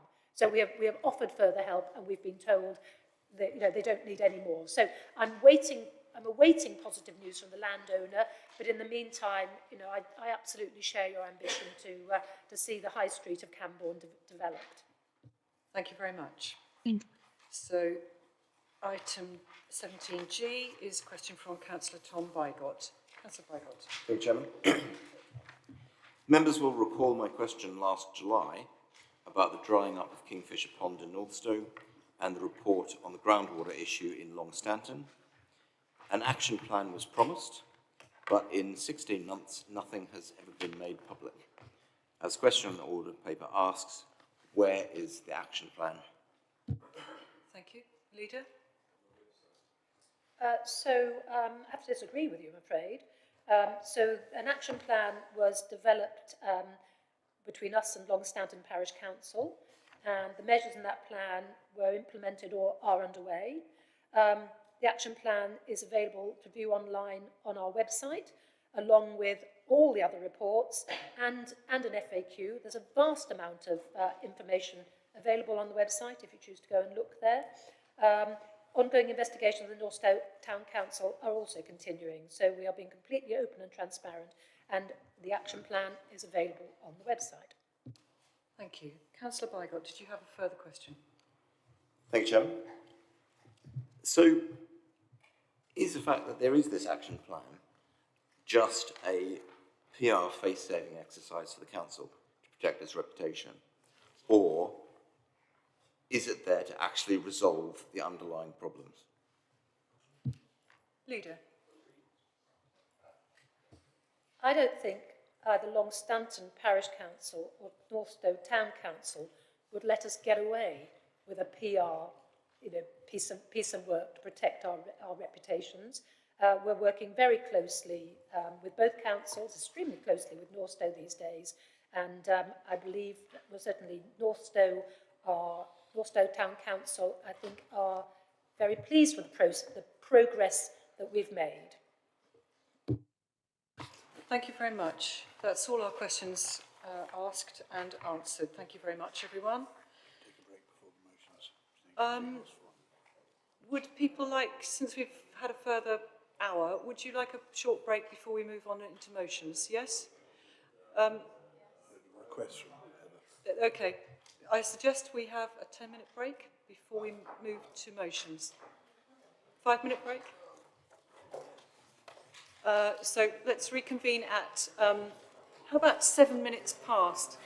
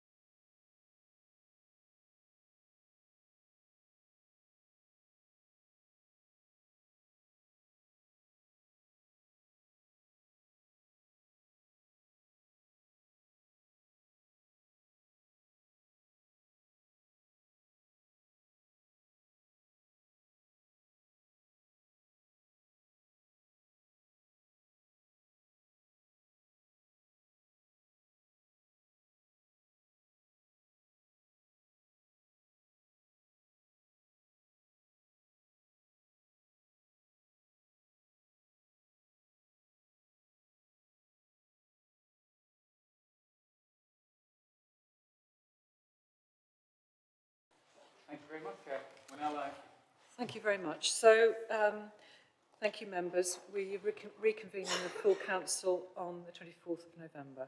So we're at item 18, notices of motion. You're reminded that a maximum period of 30 minutes is allowed for each motion to be moved, seconded and debated, including dealing with any amendments.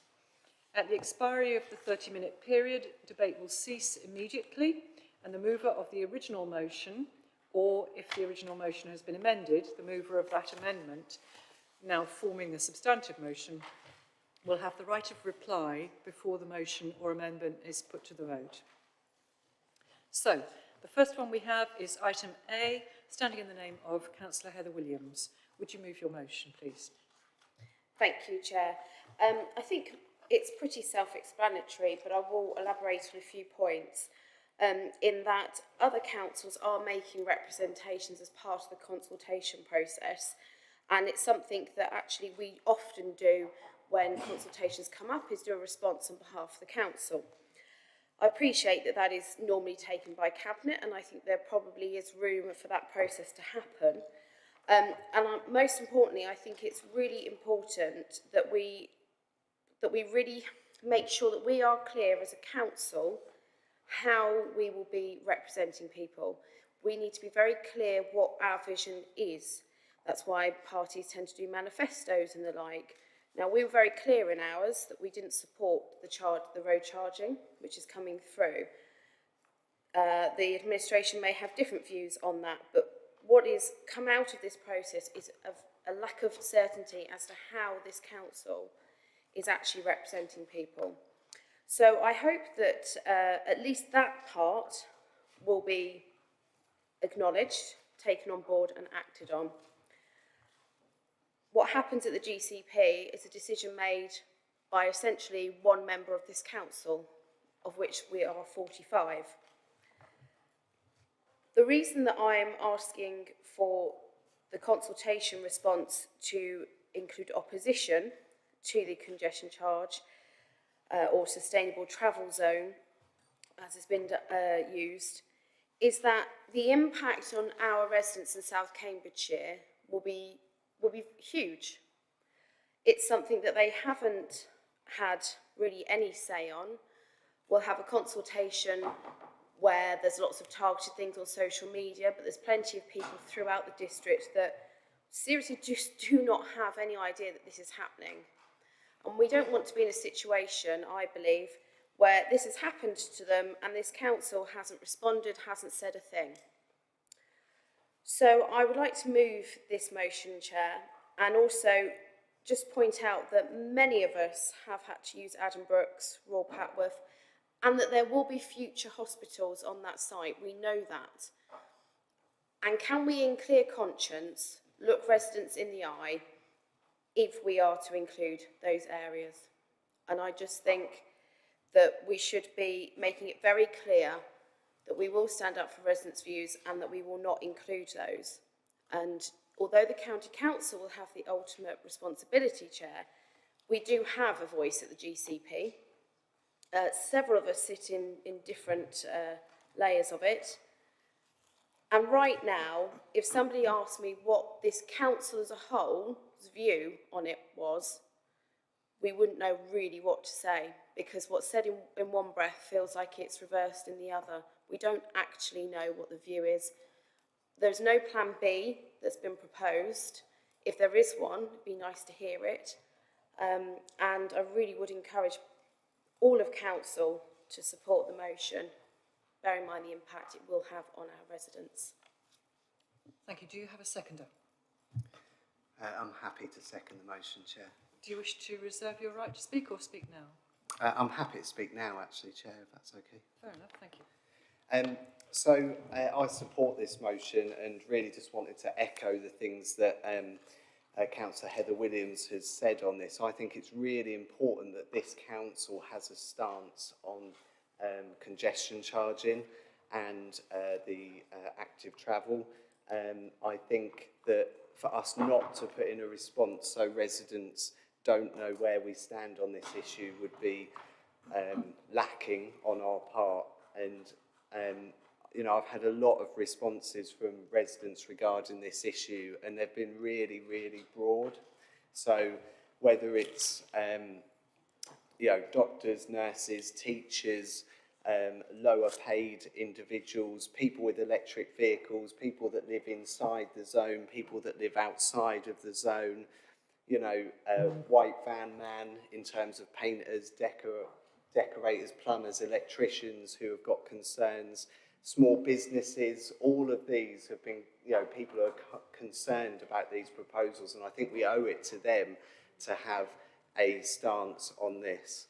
I suppose I better declare an interest in that I do work on the Addenbrooke site as part of this motion, and I know many of the staff are very concerned about this at Addenbrooke's Hospital.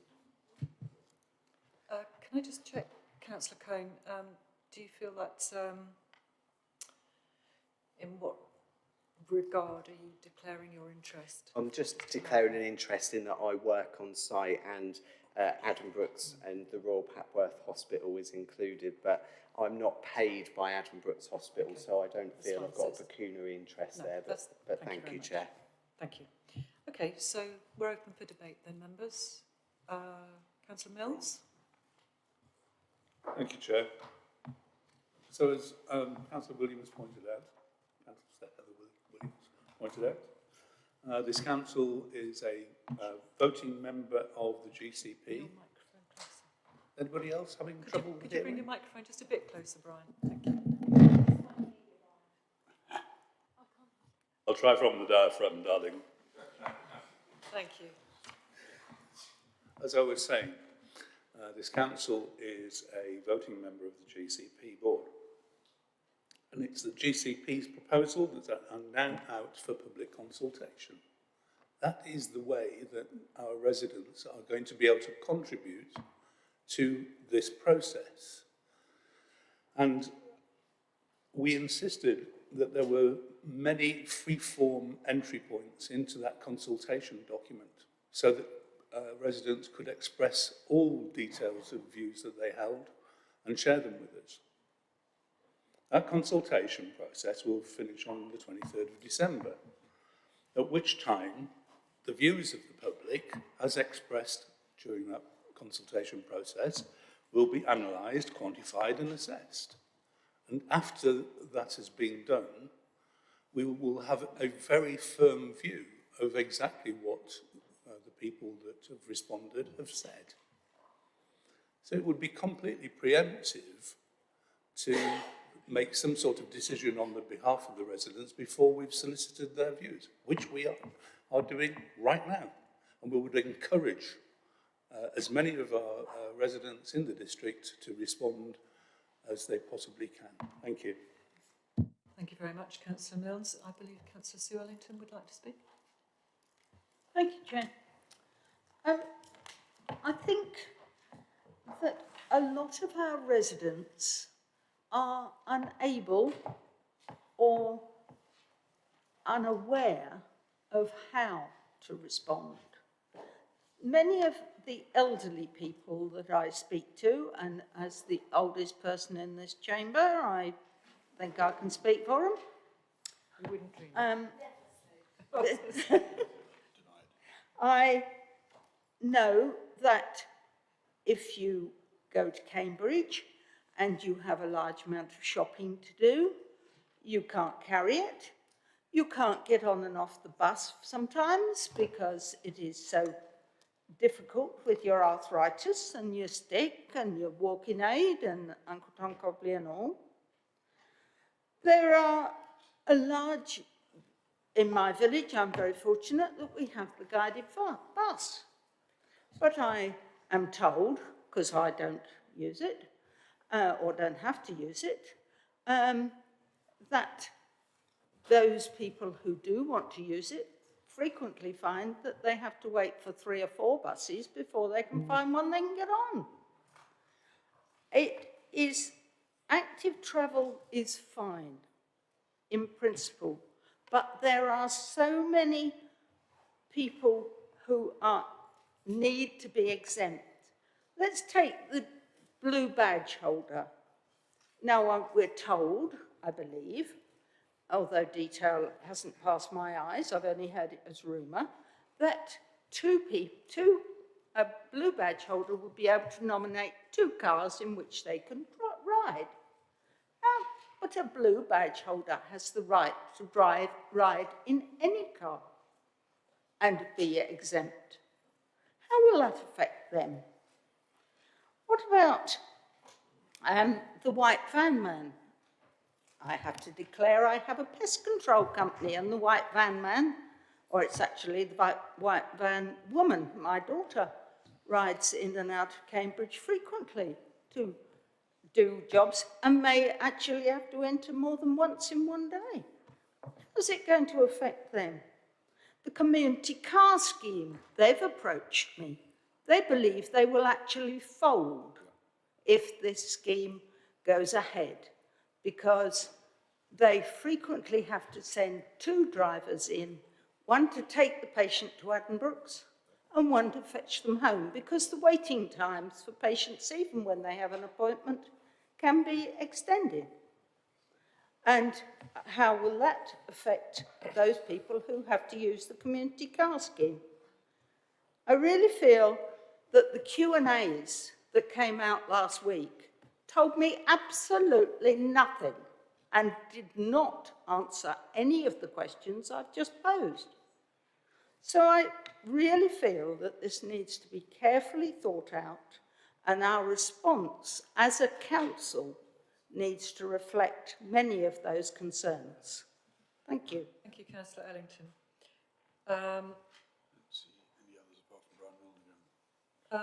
Councillor Richard Williams. Thank you very much, Chair. I'm obviously speaking in support of this motion. I understand the political difficulty that the administration of the council is in, but it isn't really credible to say that the public consultation is the only way for views to be expressed. This council and the administration, for example, didn't feel inhibited about expressing a view, a very strong view, about East-West Rail. Very clear view was put forward about East-West Rail. So why is it okay to express a view clearly in support of East-West Rail, but we apparently can't express any view at all as a corporate council about this proposal, which affects every single one of our residents? It is just simply not credible. As elected representatives, we have an obligation to speak on behalf of our residents, and there is, as every member in this chamber will know, because I'm sure you're all getting the same emails that I'm getting, serious concern about these proposals, and the fact that people feel they have no alternative other than to use the car. Now, yes, increased bus services, to the extent there are increased bus services, are very welcome, but to pretend that the increased buses that are being offered are a realistic alternative for most people is just simply nonsense, frankly. I mean, I have a community in my ward, Heathfield, which isn't even on the map when it comes to the increased bus services. There's nothing for Heathfield at all. You know, so when I get emails from people in Heathfield and they say, well, I'm worried about the impact this is going to have on me. You can't even say, well, you'll get an increased bus service. So as I say, there are concerns from across the district, and it is the responsibility of this council to articulate a clear view. One of the problems with this proposal, I would suggest, is the fact that it is being fronted up by an organisation that people don't understand, they don't feel they have any democratic control over, and the political leadership of the GCP is absolutely nowhere to be seen. This proposal is being fronted up by officers who are being sent out to basically present a political proposal. I was at the Southern Forum, I see some sceptical faces, the Southern Forum of the GCP the other night. Who was there fronting up this proposal? It was officers, because the politicians are nowhere to be seen. So people feel that this charge is going to seriously affect their lives, and it is being imposed upon them by a body that they feel they have no democratic control over, they don't understand, and it is the obligation of elected representatives to make their views clear so that we can all be held accountable by the electorate. Councillor Williams, thank you. We also have a question from Councillor Mark Howell. Thank you very much indeed, Chairman. Taking on board what has been said by Councillor Mills, I ask all those who are responding to the actual what has been put out, the consultation document, to think of this. My main concern is with regards to Addenbrooke's Hospital. Obviously the Royal Papworth Hospital, as I have a used to be in Papworth Everard, but also the Rosie, and also the Children's Hospital. So if you want to go and visit your child in hospital in the day and go and sit with them for the day, it's going to cost you approximately, we don't know figures, but since London is £15, it could cost you a tenner. That could cost you £50 a week. Obviously, it will also be charged in London on the weekends. So we could be talking to go and visit your child in hospital, several £100s. And then you've got family members who also want to come in. And as we've been told, social economics do play part of it. We've already heard that earlier on. And social economics is very important here because the lower down the actual socio-economic scale you are, the more likely your child is to be admitted into hospital as an inpatient. So what we're actually doing, we're actually hitting the hardest part of society to go and visit their own children in the Rosie, in Addenbrooke's, and also in the new Children's Hospital. We've also got our vulnerable adults to consider. Oh, you're directing your question. Sorry, I was projecting. Sorry, Chairman. We've also got our vulnerable adults to consider. Vulnerable adults also have people come in to sit with them, whether they be carers or other family members. The care prices will go up, or maybe they sit there alone because they can't afford the carers to come in. These are all concerns that really have to be considered. So taking on board what was said with regards to the responses, I ask all of you who are going to respond to think of these particular issues, of the children and the parents and of the vulnerable adults. Thank you, Chairman. Thank you, Councillor Howell. Is there anybody else who'd like to speak on this? Councillor Lentau. Thank you, Chair. Could I just remind members, that when you're making your points, they are to me. Thank you. Thank you, Chair. Chair, I think I am the only person in this room, I may be wrong, who once upon a time in 2005 voted in a public referendum in favour of a congestion charge in Edinburgh. And funnily enough, 60% of the people in the city voted, and most of them were not in favour of paying more tax. Who knew? I was a student, I didn't have a driving licence, lived in the centre of town, didn't have kids, fun days. Didn't pay tax, so why not? Why not shove the burden of creating transport and environmental justice onto those least able to pay with a flat rate poll tax? Now, I'm not quite old enough to remember the poll tax as a thing, either the 1381, although Councillor Ellington might be different, but, or the 1990s one. A flat rate tax paid equally by dukes and dustmen. And that's what we're proposing to do. And the idea that social justice has to be given up in order to have environmental justice, we're very fortunate to have on our throne now a man who has dedicated his entire life and frequently hazarded his personal reputation to the notion that you cannot have environmental justice unless there is also social justice. And the simple question you've got to ask yourself is there equity here of impact? Is there equity of incident? And quite clearly, those who are the poorest, those who are the sickest, those who are least able to absorb hundreds, if not thousands of pounds, they're going to be the most affected. The idea that the heroes who got us through the worst days of COVID, that we're going to give them an after-tax pay cut of hundreds, if not thousands of pounds a year. The idea that we're going to charge people who need to be able to get to the hospital in order to have chemo, or to use the Over and Willingham, Longstanton and Swavesey car service, if that even still exists. This is crazy. And the idea that we as a council don't get to have a say, that we don't get to turn around and say, you know what, yeah, I can understand historic medieval market town, maybe in the right in the centre, but definitely not the hospitals, and certainly not the park. The idea that Councillor Anna Bailey of East Cambridgeshire District Council, she gets a public say, but this council doesn't, yeah, no, that's a real problem here. And the simple question that everybody here has to ask is simple this. Winding up, Councillor Lennon. I am winding up, Councillor Chair. We're all politicians, and it comes down to voting. 40% of the people who voted Lib Dem in Longstanton, Oakington and Northstowe, 40% of the people who voted Lib Dem in May didn't do so in November. You know, an Edinburgh tram and a 40% drop in votes. I'm not sure what further knowledge you need from your own residents that this is a terrible idea. Thank you, Chair. Councillor Lentel. Would anybody else like to speak on this? No, can't see any hands up. Okay. So we come to Councillor Heather-Williams. Thank you, Chair. So a couple of things before members go to the vote is I'd ask them just to reflect on whether their residents, when they stood for election or anything else, were fully aware of the potential introduction of this charge.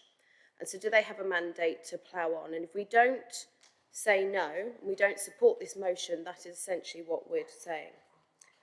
I'd also say in relation to car ownerships on low incomes, that's very, very true in urban areas, less so in rural areas because of the public transport constraints.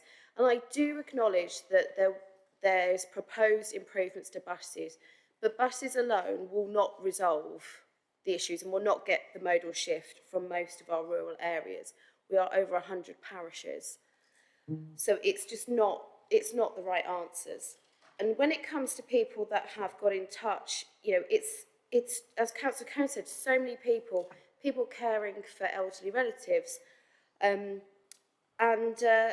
have to reflect on something that was said about parents.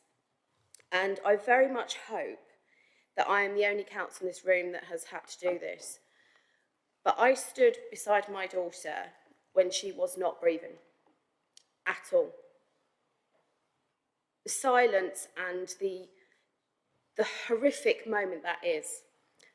I have been there and watched a parent drop to the floor as their child flatlined and didn't recover. I would have been lucky enough that if I wanted to visit again, I could, because I could afford to.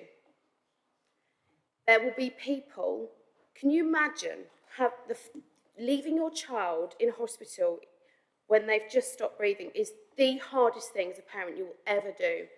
Then having it as a consideration for your wallet, whether you can go back, when I can tell you every single fibre of your being will be urging you to get back to that hospital as quickly as you can.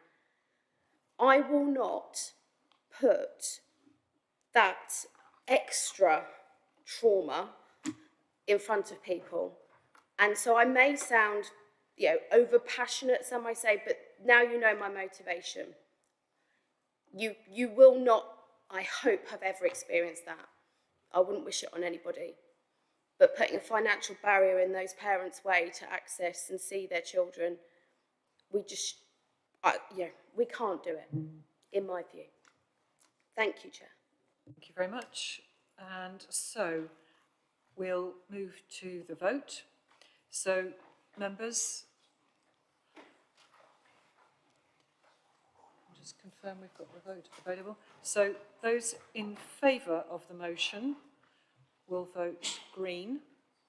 Those opposing the motion will hit the red button, and those abstaining will use the yellow button.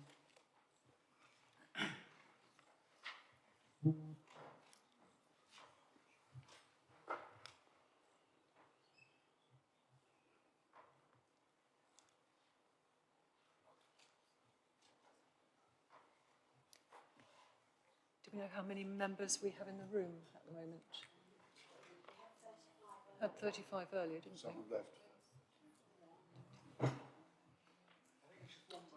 Well, no, I think we've all voted. If we still have... Okay, so we have 35 members in the room. Okay, so that motion falls with 25 votes against and 8 votes for, 2 votes to abstain. That vote is lost. Moving on to item 18B, standing in the name of Councillor Tom Bygott.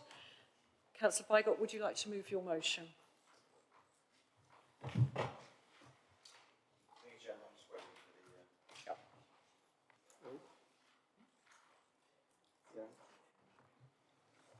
Thank you. Go ahead, Councillor Bygott.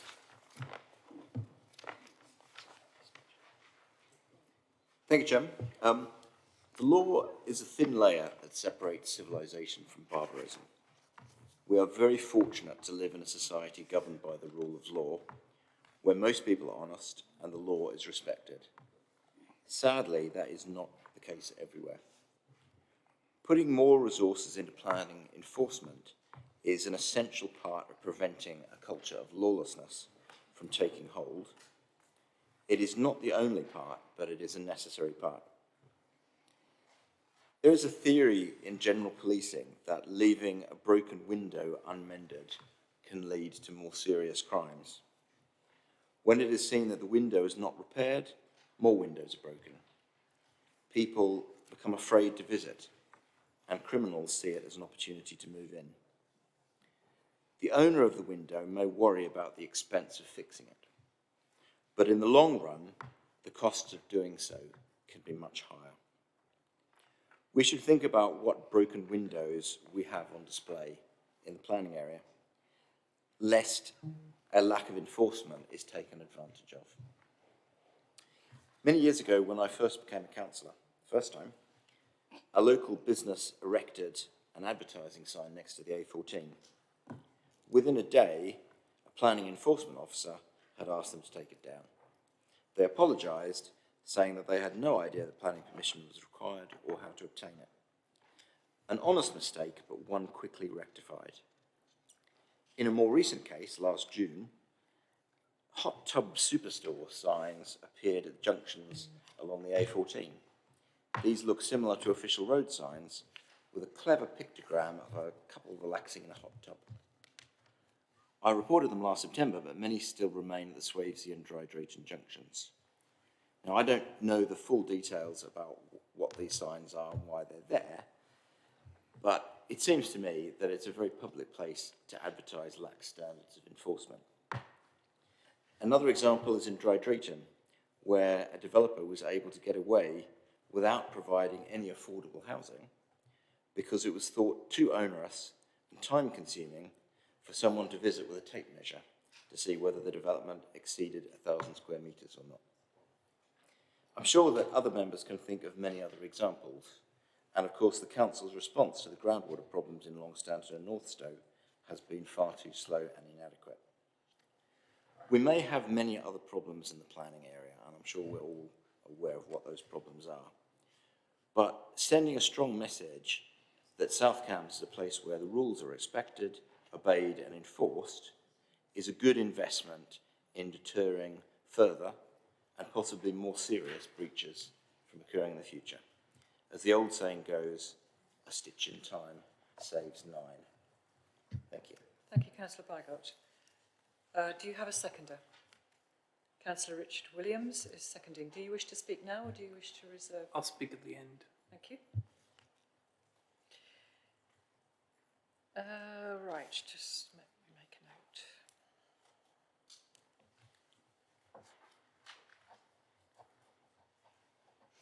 So, we're open for debate, members. Would anybody like to speak to that? Councillor Batchelor, did you register to speak? Yes, I'm hoping my name's been written on the list, but Thank you. if I'm top, I'll begin. Okay, thank you. So, Chair, my view on this is that the motion is at odds with the underlying principles associated with planning enforcement in that each case must be considered upon its own merits, having regard to the specific site circumstances. This is clear in the National Planning Practice Guidance, which requires authorities to seek resolution in the most expeditious way and making sure that enforcement action, when taken, is appropriate and justified by the harm arising from it. To assist this objective, the Council are consulting shortly on a revised compliance policy, which, along with performance standards, aims to make clear the Council's expectations and approach to all future investigations. I'd also point out the Council has recently recruited additional staff to the newly named compliance team, including a new team leader who will be starting in January. So I appreciate that's a bit waffly, so I can summarise very quickly for you. So essentially, planning compliance is a discretionary legal process that isn't always very fast-moving. So whilst it may not seem on the surface that things are happening, I think in the majority of cases things have been happening in the background but may not always be publicly visible. As of January, the compliance team will be fully staffed, so hopefully service will improve. And also there is a forthcoming consultation on a revised compliance policy, so I would encourage all members to engage with that if there is an interest there.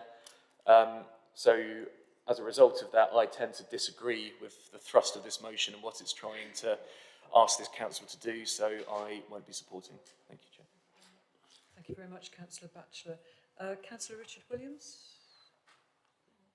I think he's going to come back after some at the end. I was going to speak at the end, Chair. You're speaking at the end. Sorry. Thank you. Councillor Sue Ellington. Sorry, I apologise. I have concerns about enforcement in that a number of issues have come before this council and brought by me over 12 months ago. And the issue is that if we're not going to enforce it, we shouldn't impose it. If we produce conditions that people blatantly do not comply with, we should not be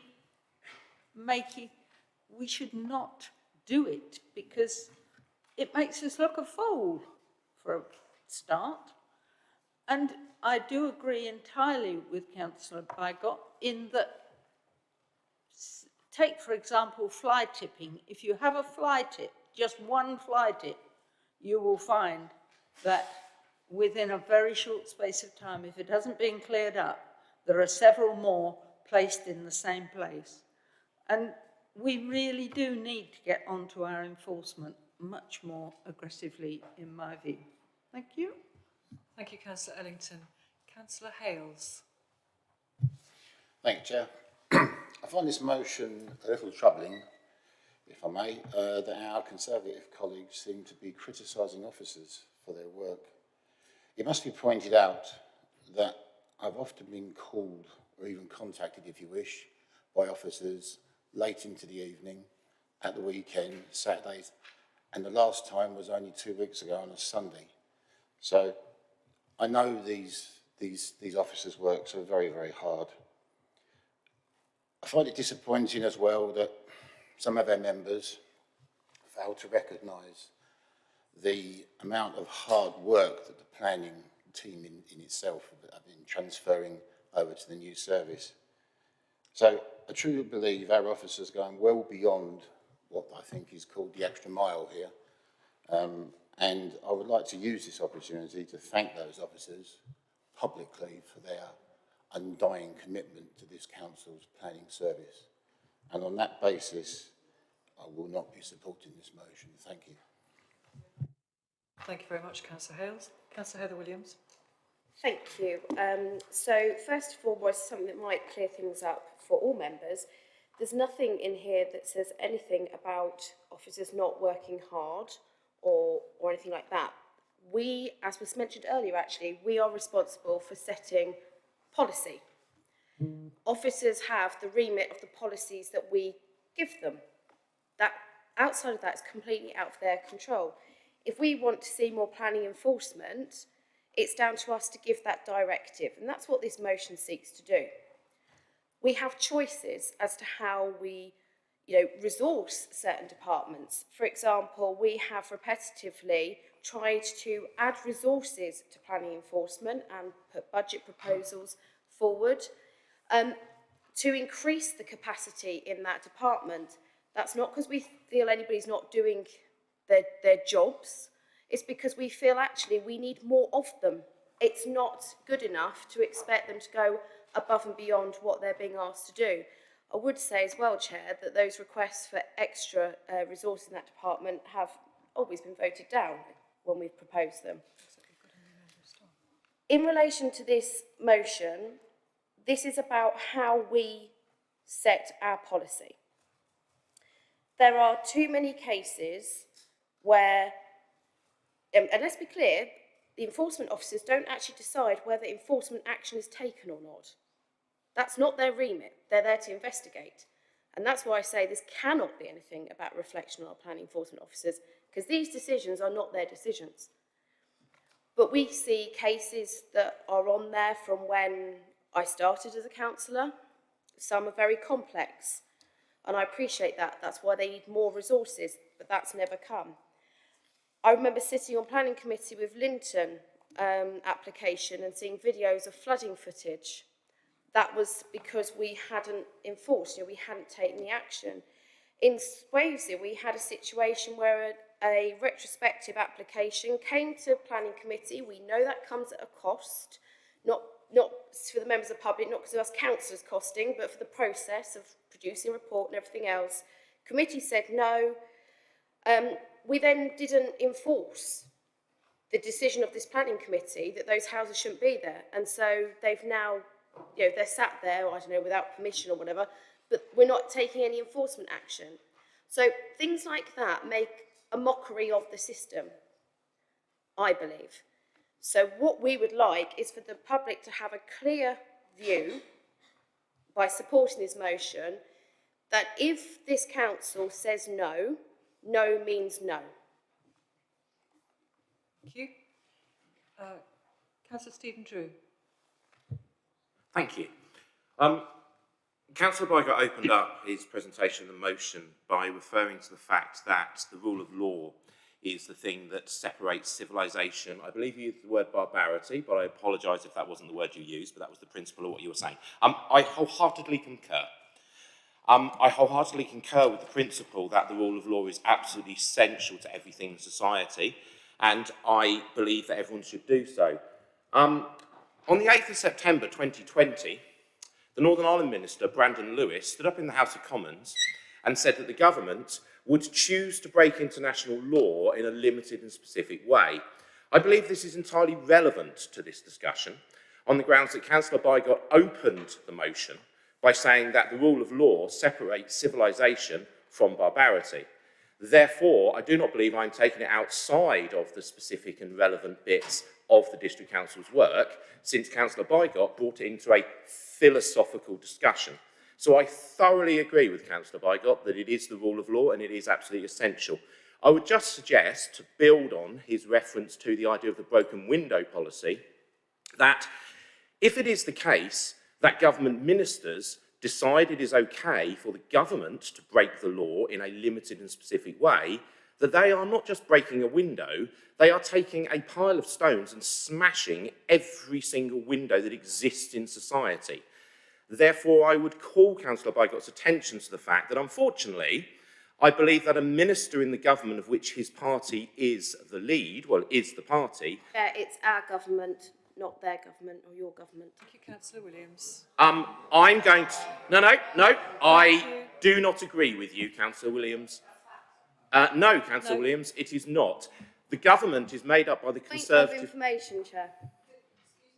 The Speaker has not accepted your point of information. So yes, I don't accept it. The government is the government. It is not my government. I did not vote for and elect it. It is not my government. The reason, Councillor Williams, why you wish to insist that people refer to it as their government is in line with your political beliefs. It is not a fact. It is your political belief. I do not accept it. Councillor Drew, can I just ask you to continue with your point rather than addressing what has been addressed by Councillor Heather-Williams. Sorry, as a question, Chair, if another councillor interrupts one councillor and wishes to make a point of information, point of reference, is the councillor who is being challenged not allowed to respond to the challenge made?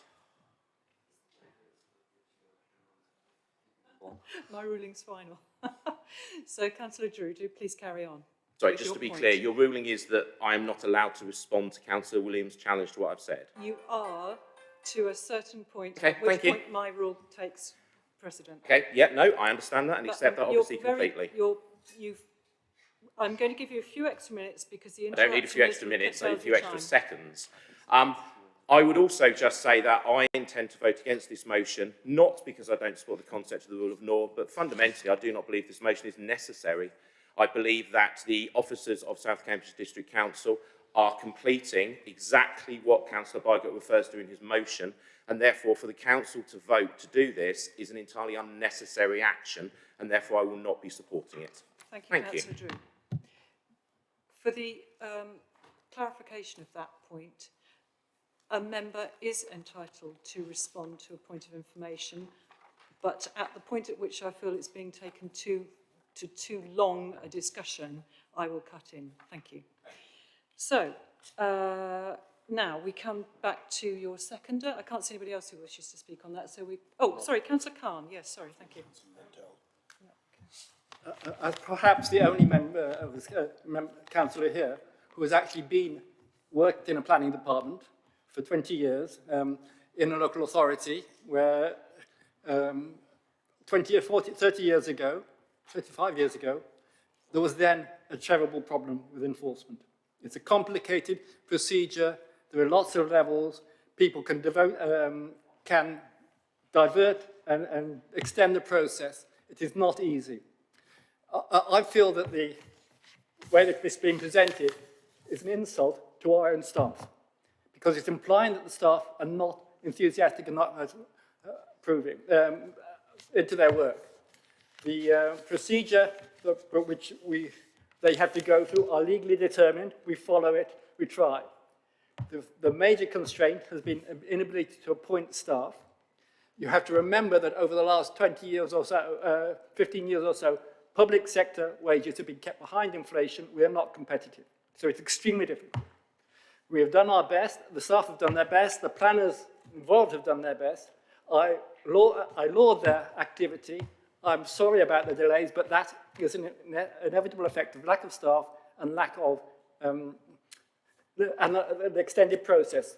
If they want to change the process, the party in power in government could do that because it's determined by national legislation. We have to work within legislation that we oppose for. So it is difficult. If you want to stop something, you have to use an enforcement stop notice, which involves high levels of compensation if you don't succeed, which is only done in extremis. So we're left with positions where you're left in limbo for years. It is unsatisfactory. It's what we are. It's what we have. But this is not to blame the staff. I would laud the staff. I would upset about the fact that the criticism of effectively of the enthusiasm and the ability of staff. Personal explanation.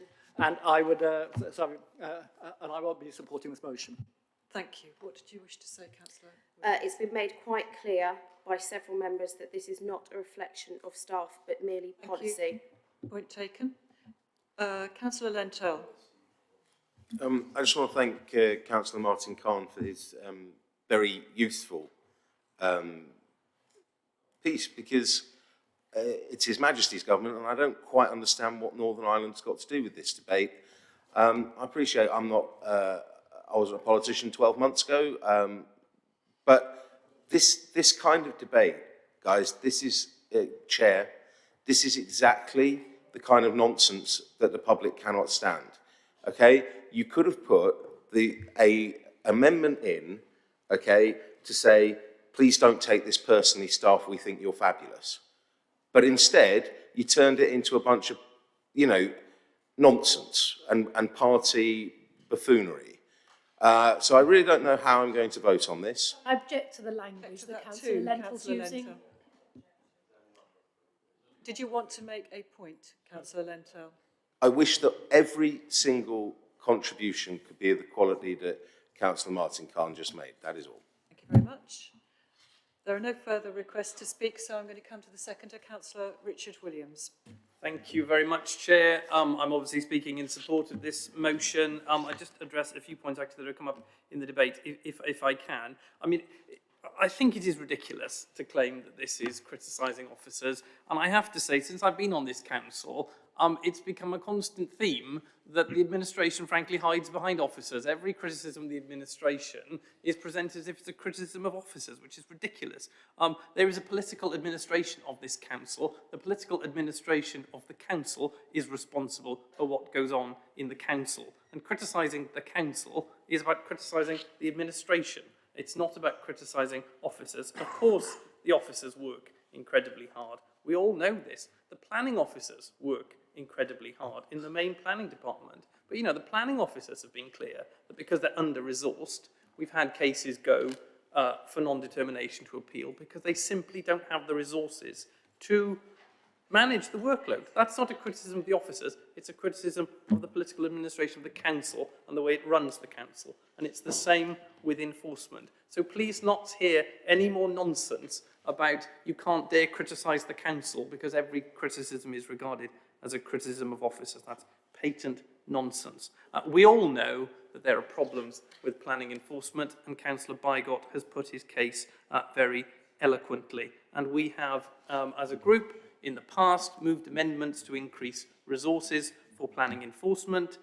We all know the casework. I have great respect for Councillor Batchelor, but I would take his point a bit more seriously if we hadn't both sat on planning committee for, you know, in my case, 2 years now, with the same cases and enforcement coming back every single time. It's not, as I say, a criticism of the officers. They're under-resourced and they need more support to do their work.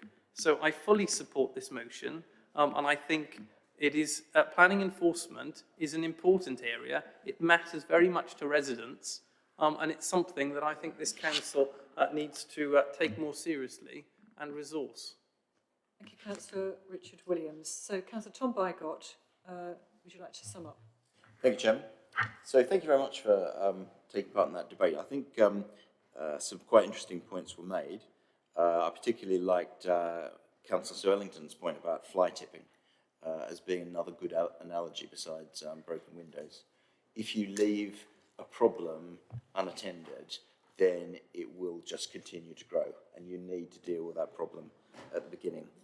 I'm looking forward to seeing the consultation that Councillor Henry Batchelor mentioned.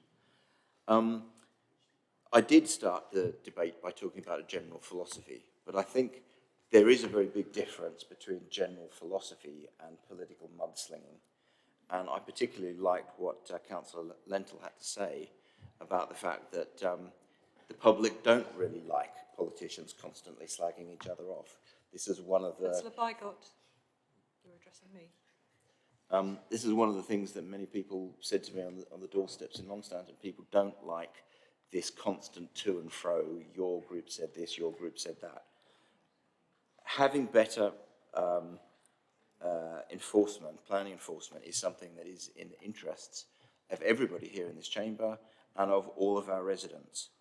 And I think the main thing that I want to reply to is saying that this motion is a criticism of officers. It's certainly not a criticism of officers. They do work incredibly hard. But policy setting is very clearly in the domain of councillors. And even more importantly for this, resource setting is in the domain of councillors. And as Councillor Richard Williams had said, we have put this issue before to say that we do need more resources in planning enforcement. That is a policy decision here. It is not a criticism of the few officers we have. We need more officers and we need to be supporting them more. Now, my recollection is that we put an alternative budget up in February that actually had an additional spending item for more enforcement. So that is really the area that we need to be focusing on. We need more resources, and we need, as councillors, to be setting the policy direction to say this is something that is very important, and we need more enforcement. Thank you. Thank you, Councillor Bygott. So, in the absence of anybody else requesting to speak, And we've already had the summing up. We'll move to the vote on the motion. So, Erin, if you could set up the vote. So, press the blue button to indicate you're here, and then if you support the motion, press green. If you oppose the motion, press red, and if you abstain, press yellow.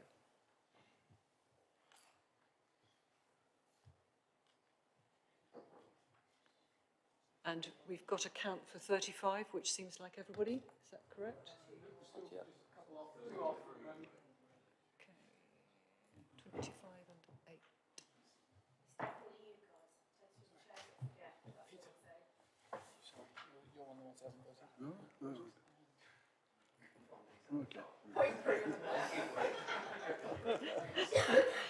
Just to keep us on the ball. So we all need to mark our voting clearly. Thank you. With that, we have 8 votes for the motion, 27 against and no abstentions, so that motion is lost. Thank you, members. Moving on to item 18C, that's the motion standing in the name of Councillor Graham Cohn.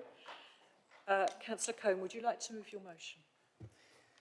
Thank you, Chair. It's as on the order paper. I've put this motion forward as many of my residents believe there has been smoke, well, some smoke and mirrors with regards to the driving force behind the relocation of the water treatment plant. This council holds a lot of power in that the relocation only happens if the 8,000 houses are allocated to the kneecap site within our local plan.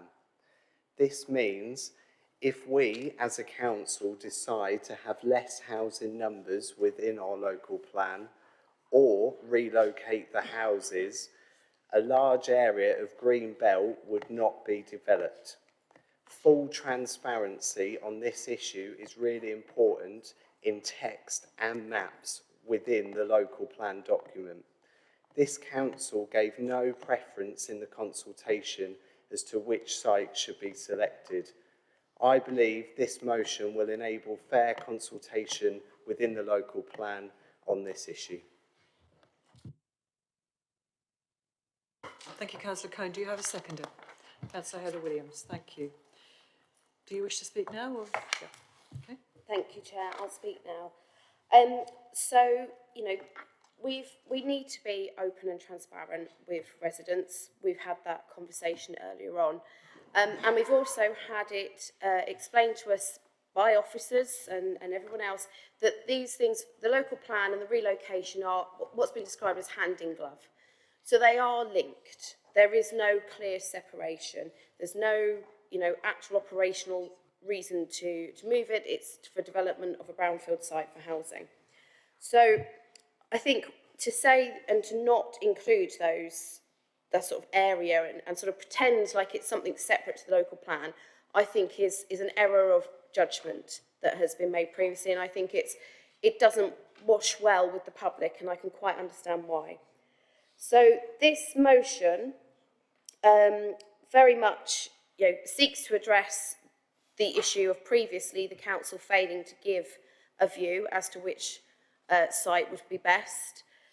We might not always be popular in every ward, I appreciate, Chair, as a council, but we are here to make decisions, and I think we have an obligation to be honest with which site actually this council supports. So we're seeking to rectify that this was not the right site. And also, you know, to clearly distinguish where the proposed relocation is in the local plan documentation.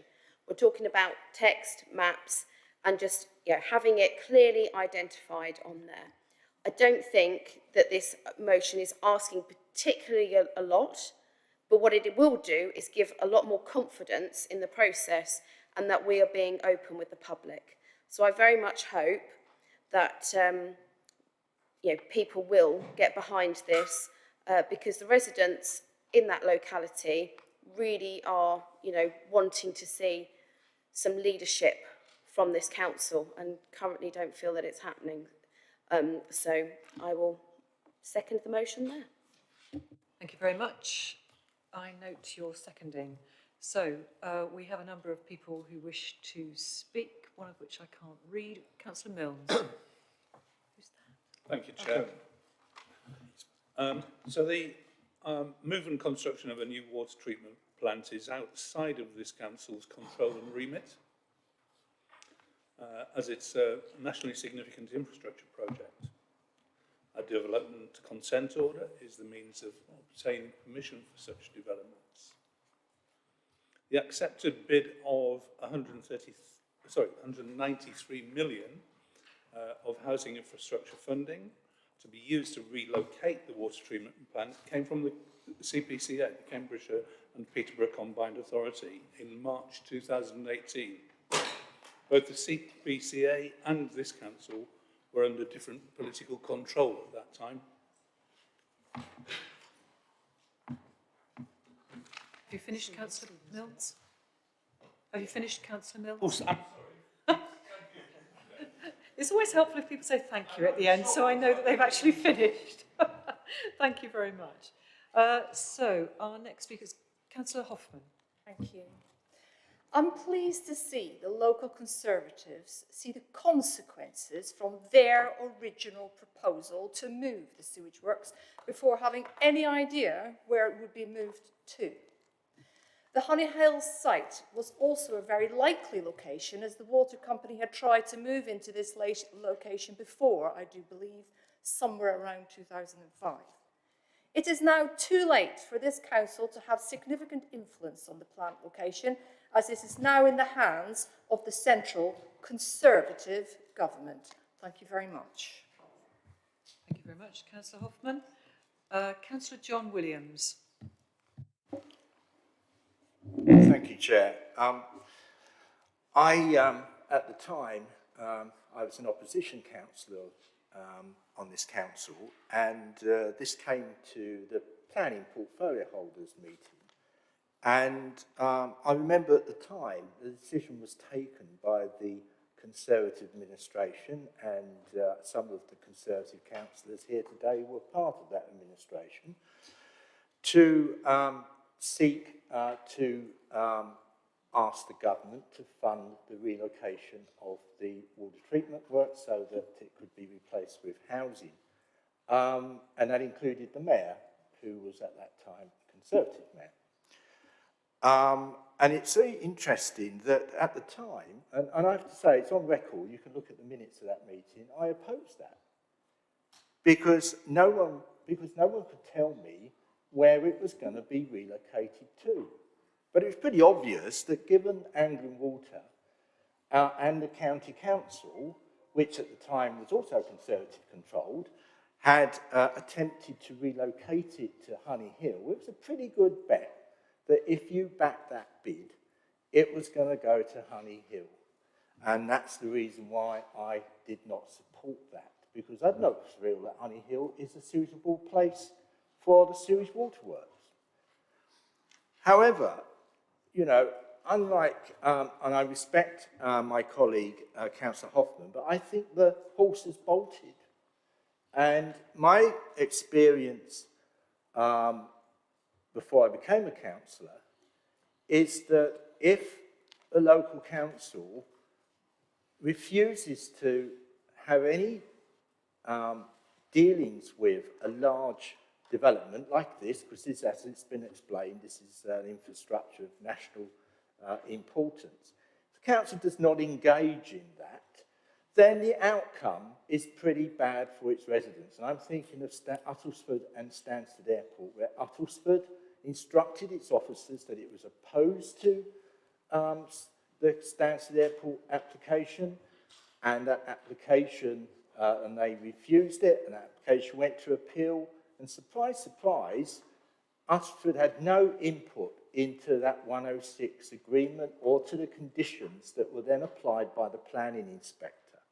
And there's very little difference between that and what the Conservative opposition is now asking us to do. So, yes, I'm sad that Honey Hill has been chosen. I don't think it was the right place for it, but it was pretty obvious that's where it was going to go, and it was pretty obvious when the Conservatives supported the bid and the Conservative government accepted the bid, that's where it was going to go. And to anybody to say otherwise, I think is being disingenuous.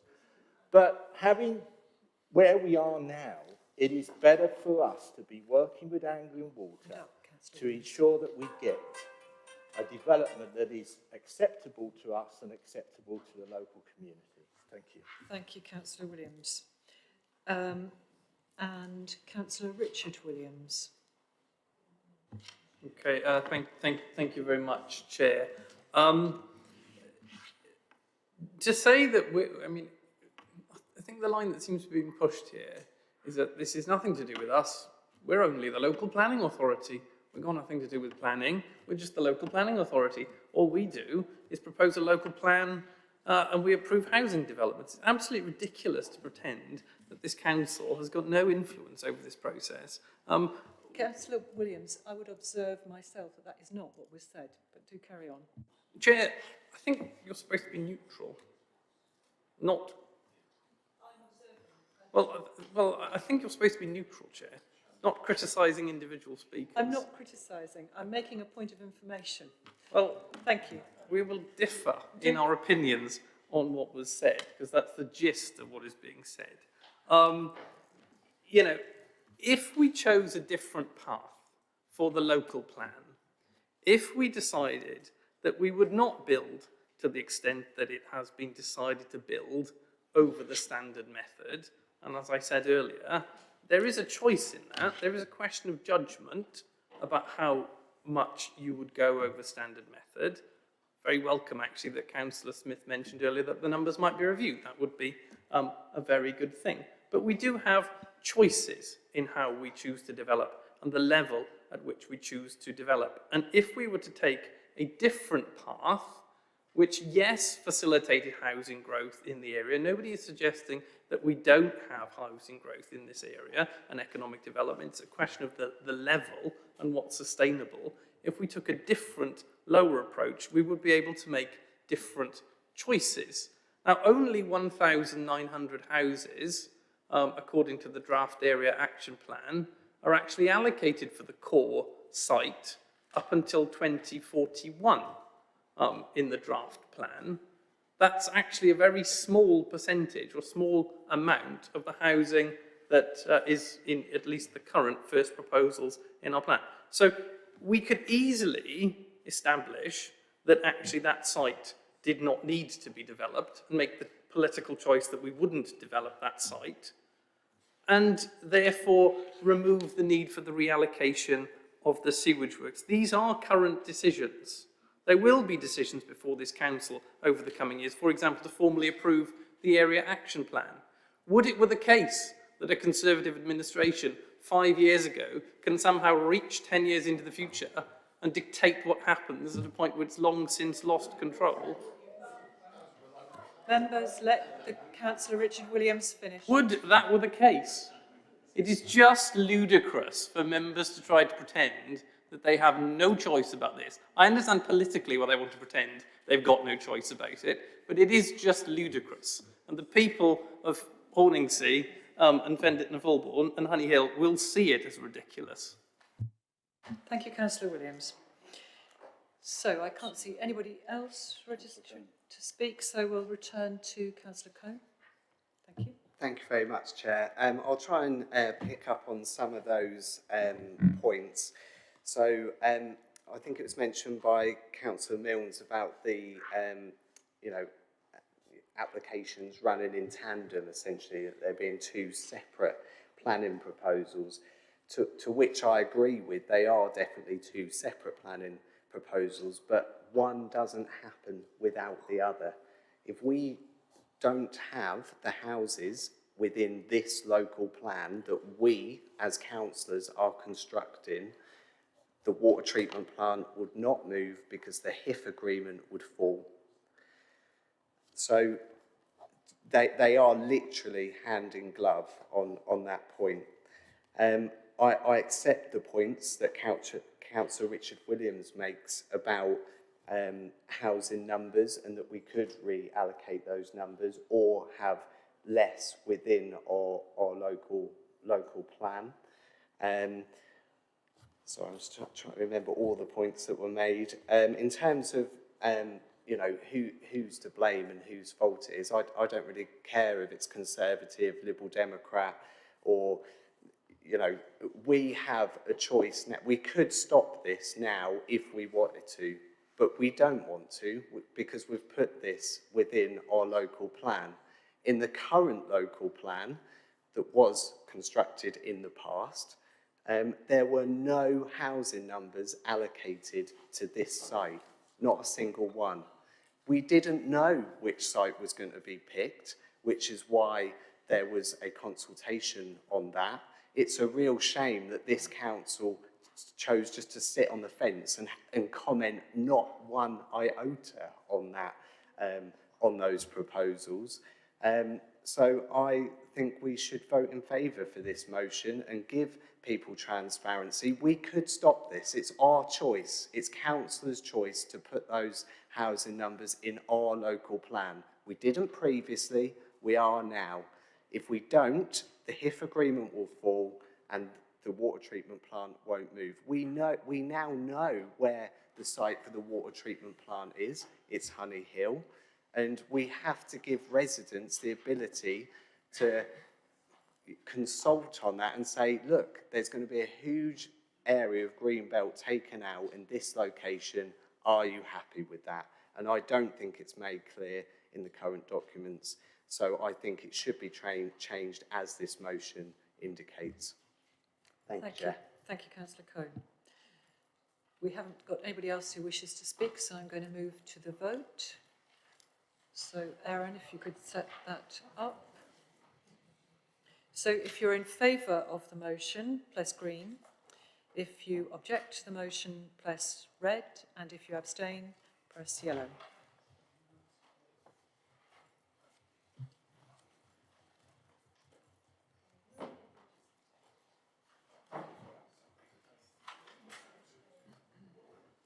Okay. So we need 2 more votes, I think, somewhere along the line. So if you voted, your vote shows along the bottom with the 2 other buttons on either side. I think you can tell.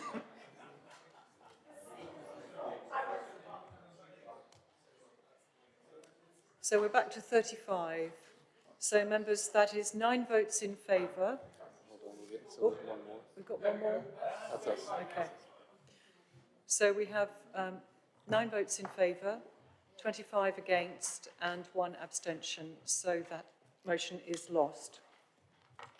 Thank you, members. That completes all the motions that we have today. So I just wanted to point out, we're moving on to item 19, the Chair's engagements. I'm inviting you to note the Chair's engagements, and I just wanted to point out that the events in November were both at the United States Air Force Veterans Day ceremony, which was attended by the Vice Chair, and the annual Thanksgiving service and pie social was also USAF. So thank you very much for that. The date of the next meeting, please put it in your diaries, Tuesday the 21st of February 2023 at 2 p.m. The next item on our agenda, which isn't on the agenda pack but which has come in as a supplementary, is Northstowe Interim Community Facilities, which is the second supplementary agenda pack, which looks like this, and we're looking at pages 5 to 16. Can I remind members that it comprises a report and an appendix, and for reasons of commercial sensitivity, the appendix is exempt from publication. So, members, if you are content to confine yourself to discussion of the report, we can have that in open debate, and I would prefer that we do that. But if you wish to speak to items contained in the exempt appendix, You should indicate that you wish to do that, and in which case we would take a vote on whether to proceed to that item in private. But for the time being, we'll proceed in open forum. So I'll invite Councillor Bill Handley to present the report. Sorry, just let me pause a moment. Does anybody wish now to register that they wish to speak on the exempt items? No? Okay. Okay, good. Thank you. So, Councillor Handley, would you like to present the report? Thank you, Chair. The report summarises the situation prevailing now, but it is a situation that's changing rapidly. The interim facility we propose will be located on council-owned land, and it will be in the form of a modular building, which can be adapted to, well, it will first of all be able to support the community demand now, but could be extended if it became necessary later. And that's the beauty of this particular idea. So I don't think I really need to say very much more about it. Officers are working very hard to get the quotations in for the various modular buildings, but obviously we need to have Council's approval to proceed along these lines. So I would just draw to your attention the recommendation, which is on page 6, to purchase a modular building, excuse me, to purchase or rent a modular building for the interim community facility, and to place the interim facility on council-owned lands. Thank you, Councillor Handley. Do you have a seconder? I'm using Councillor, the leader. Thank you. Do you wish to speak now?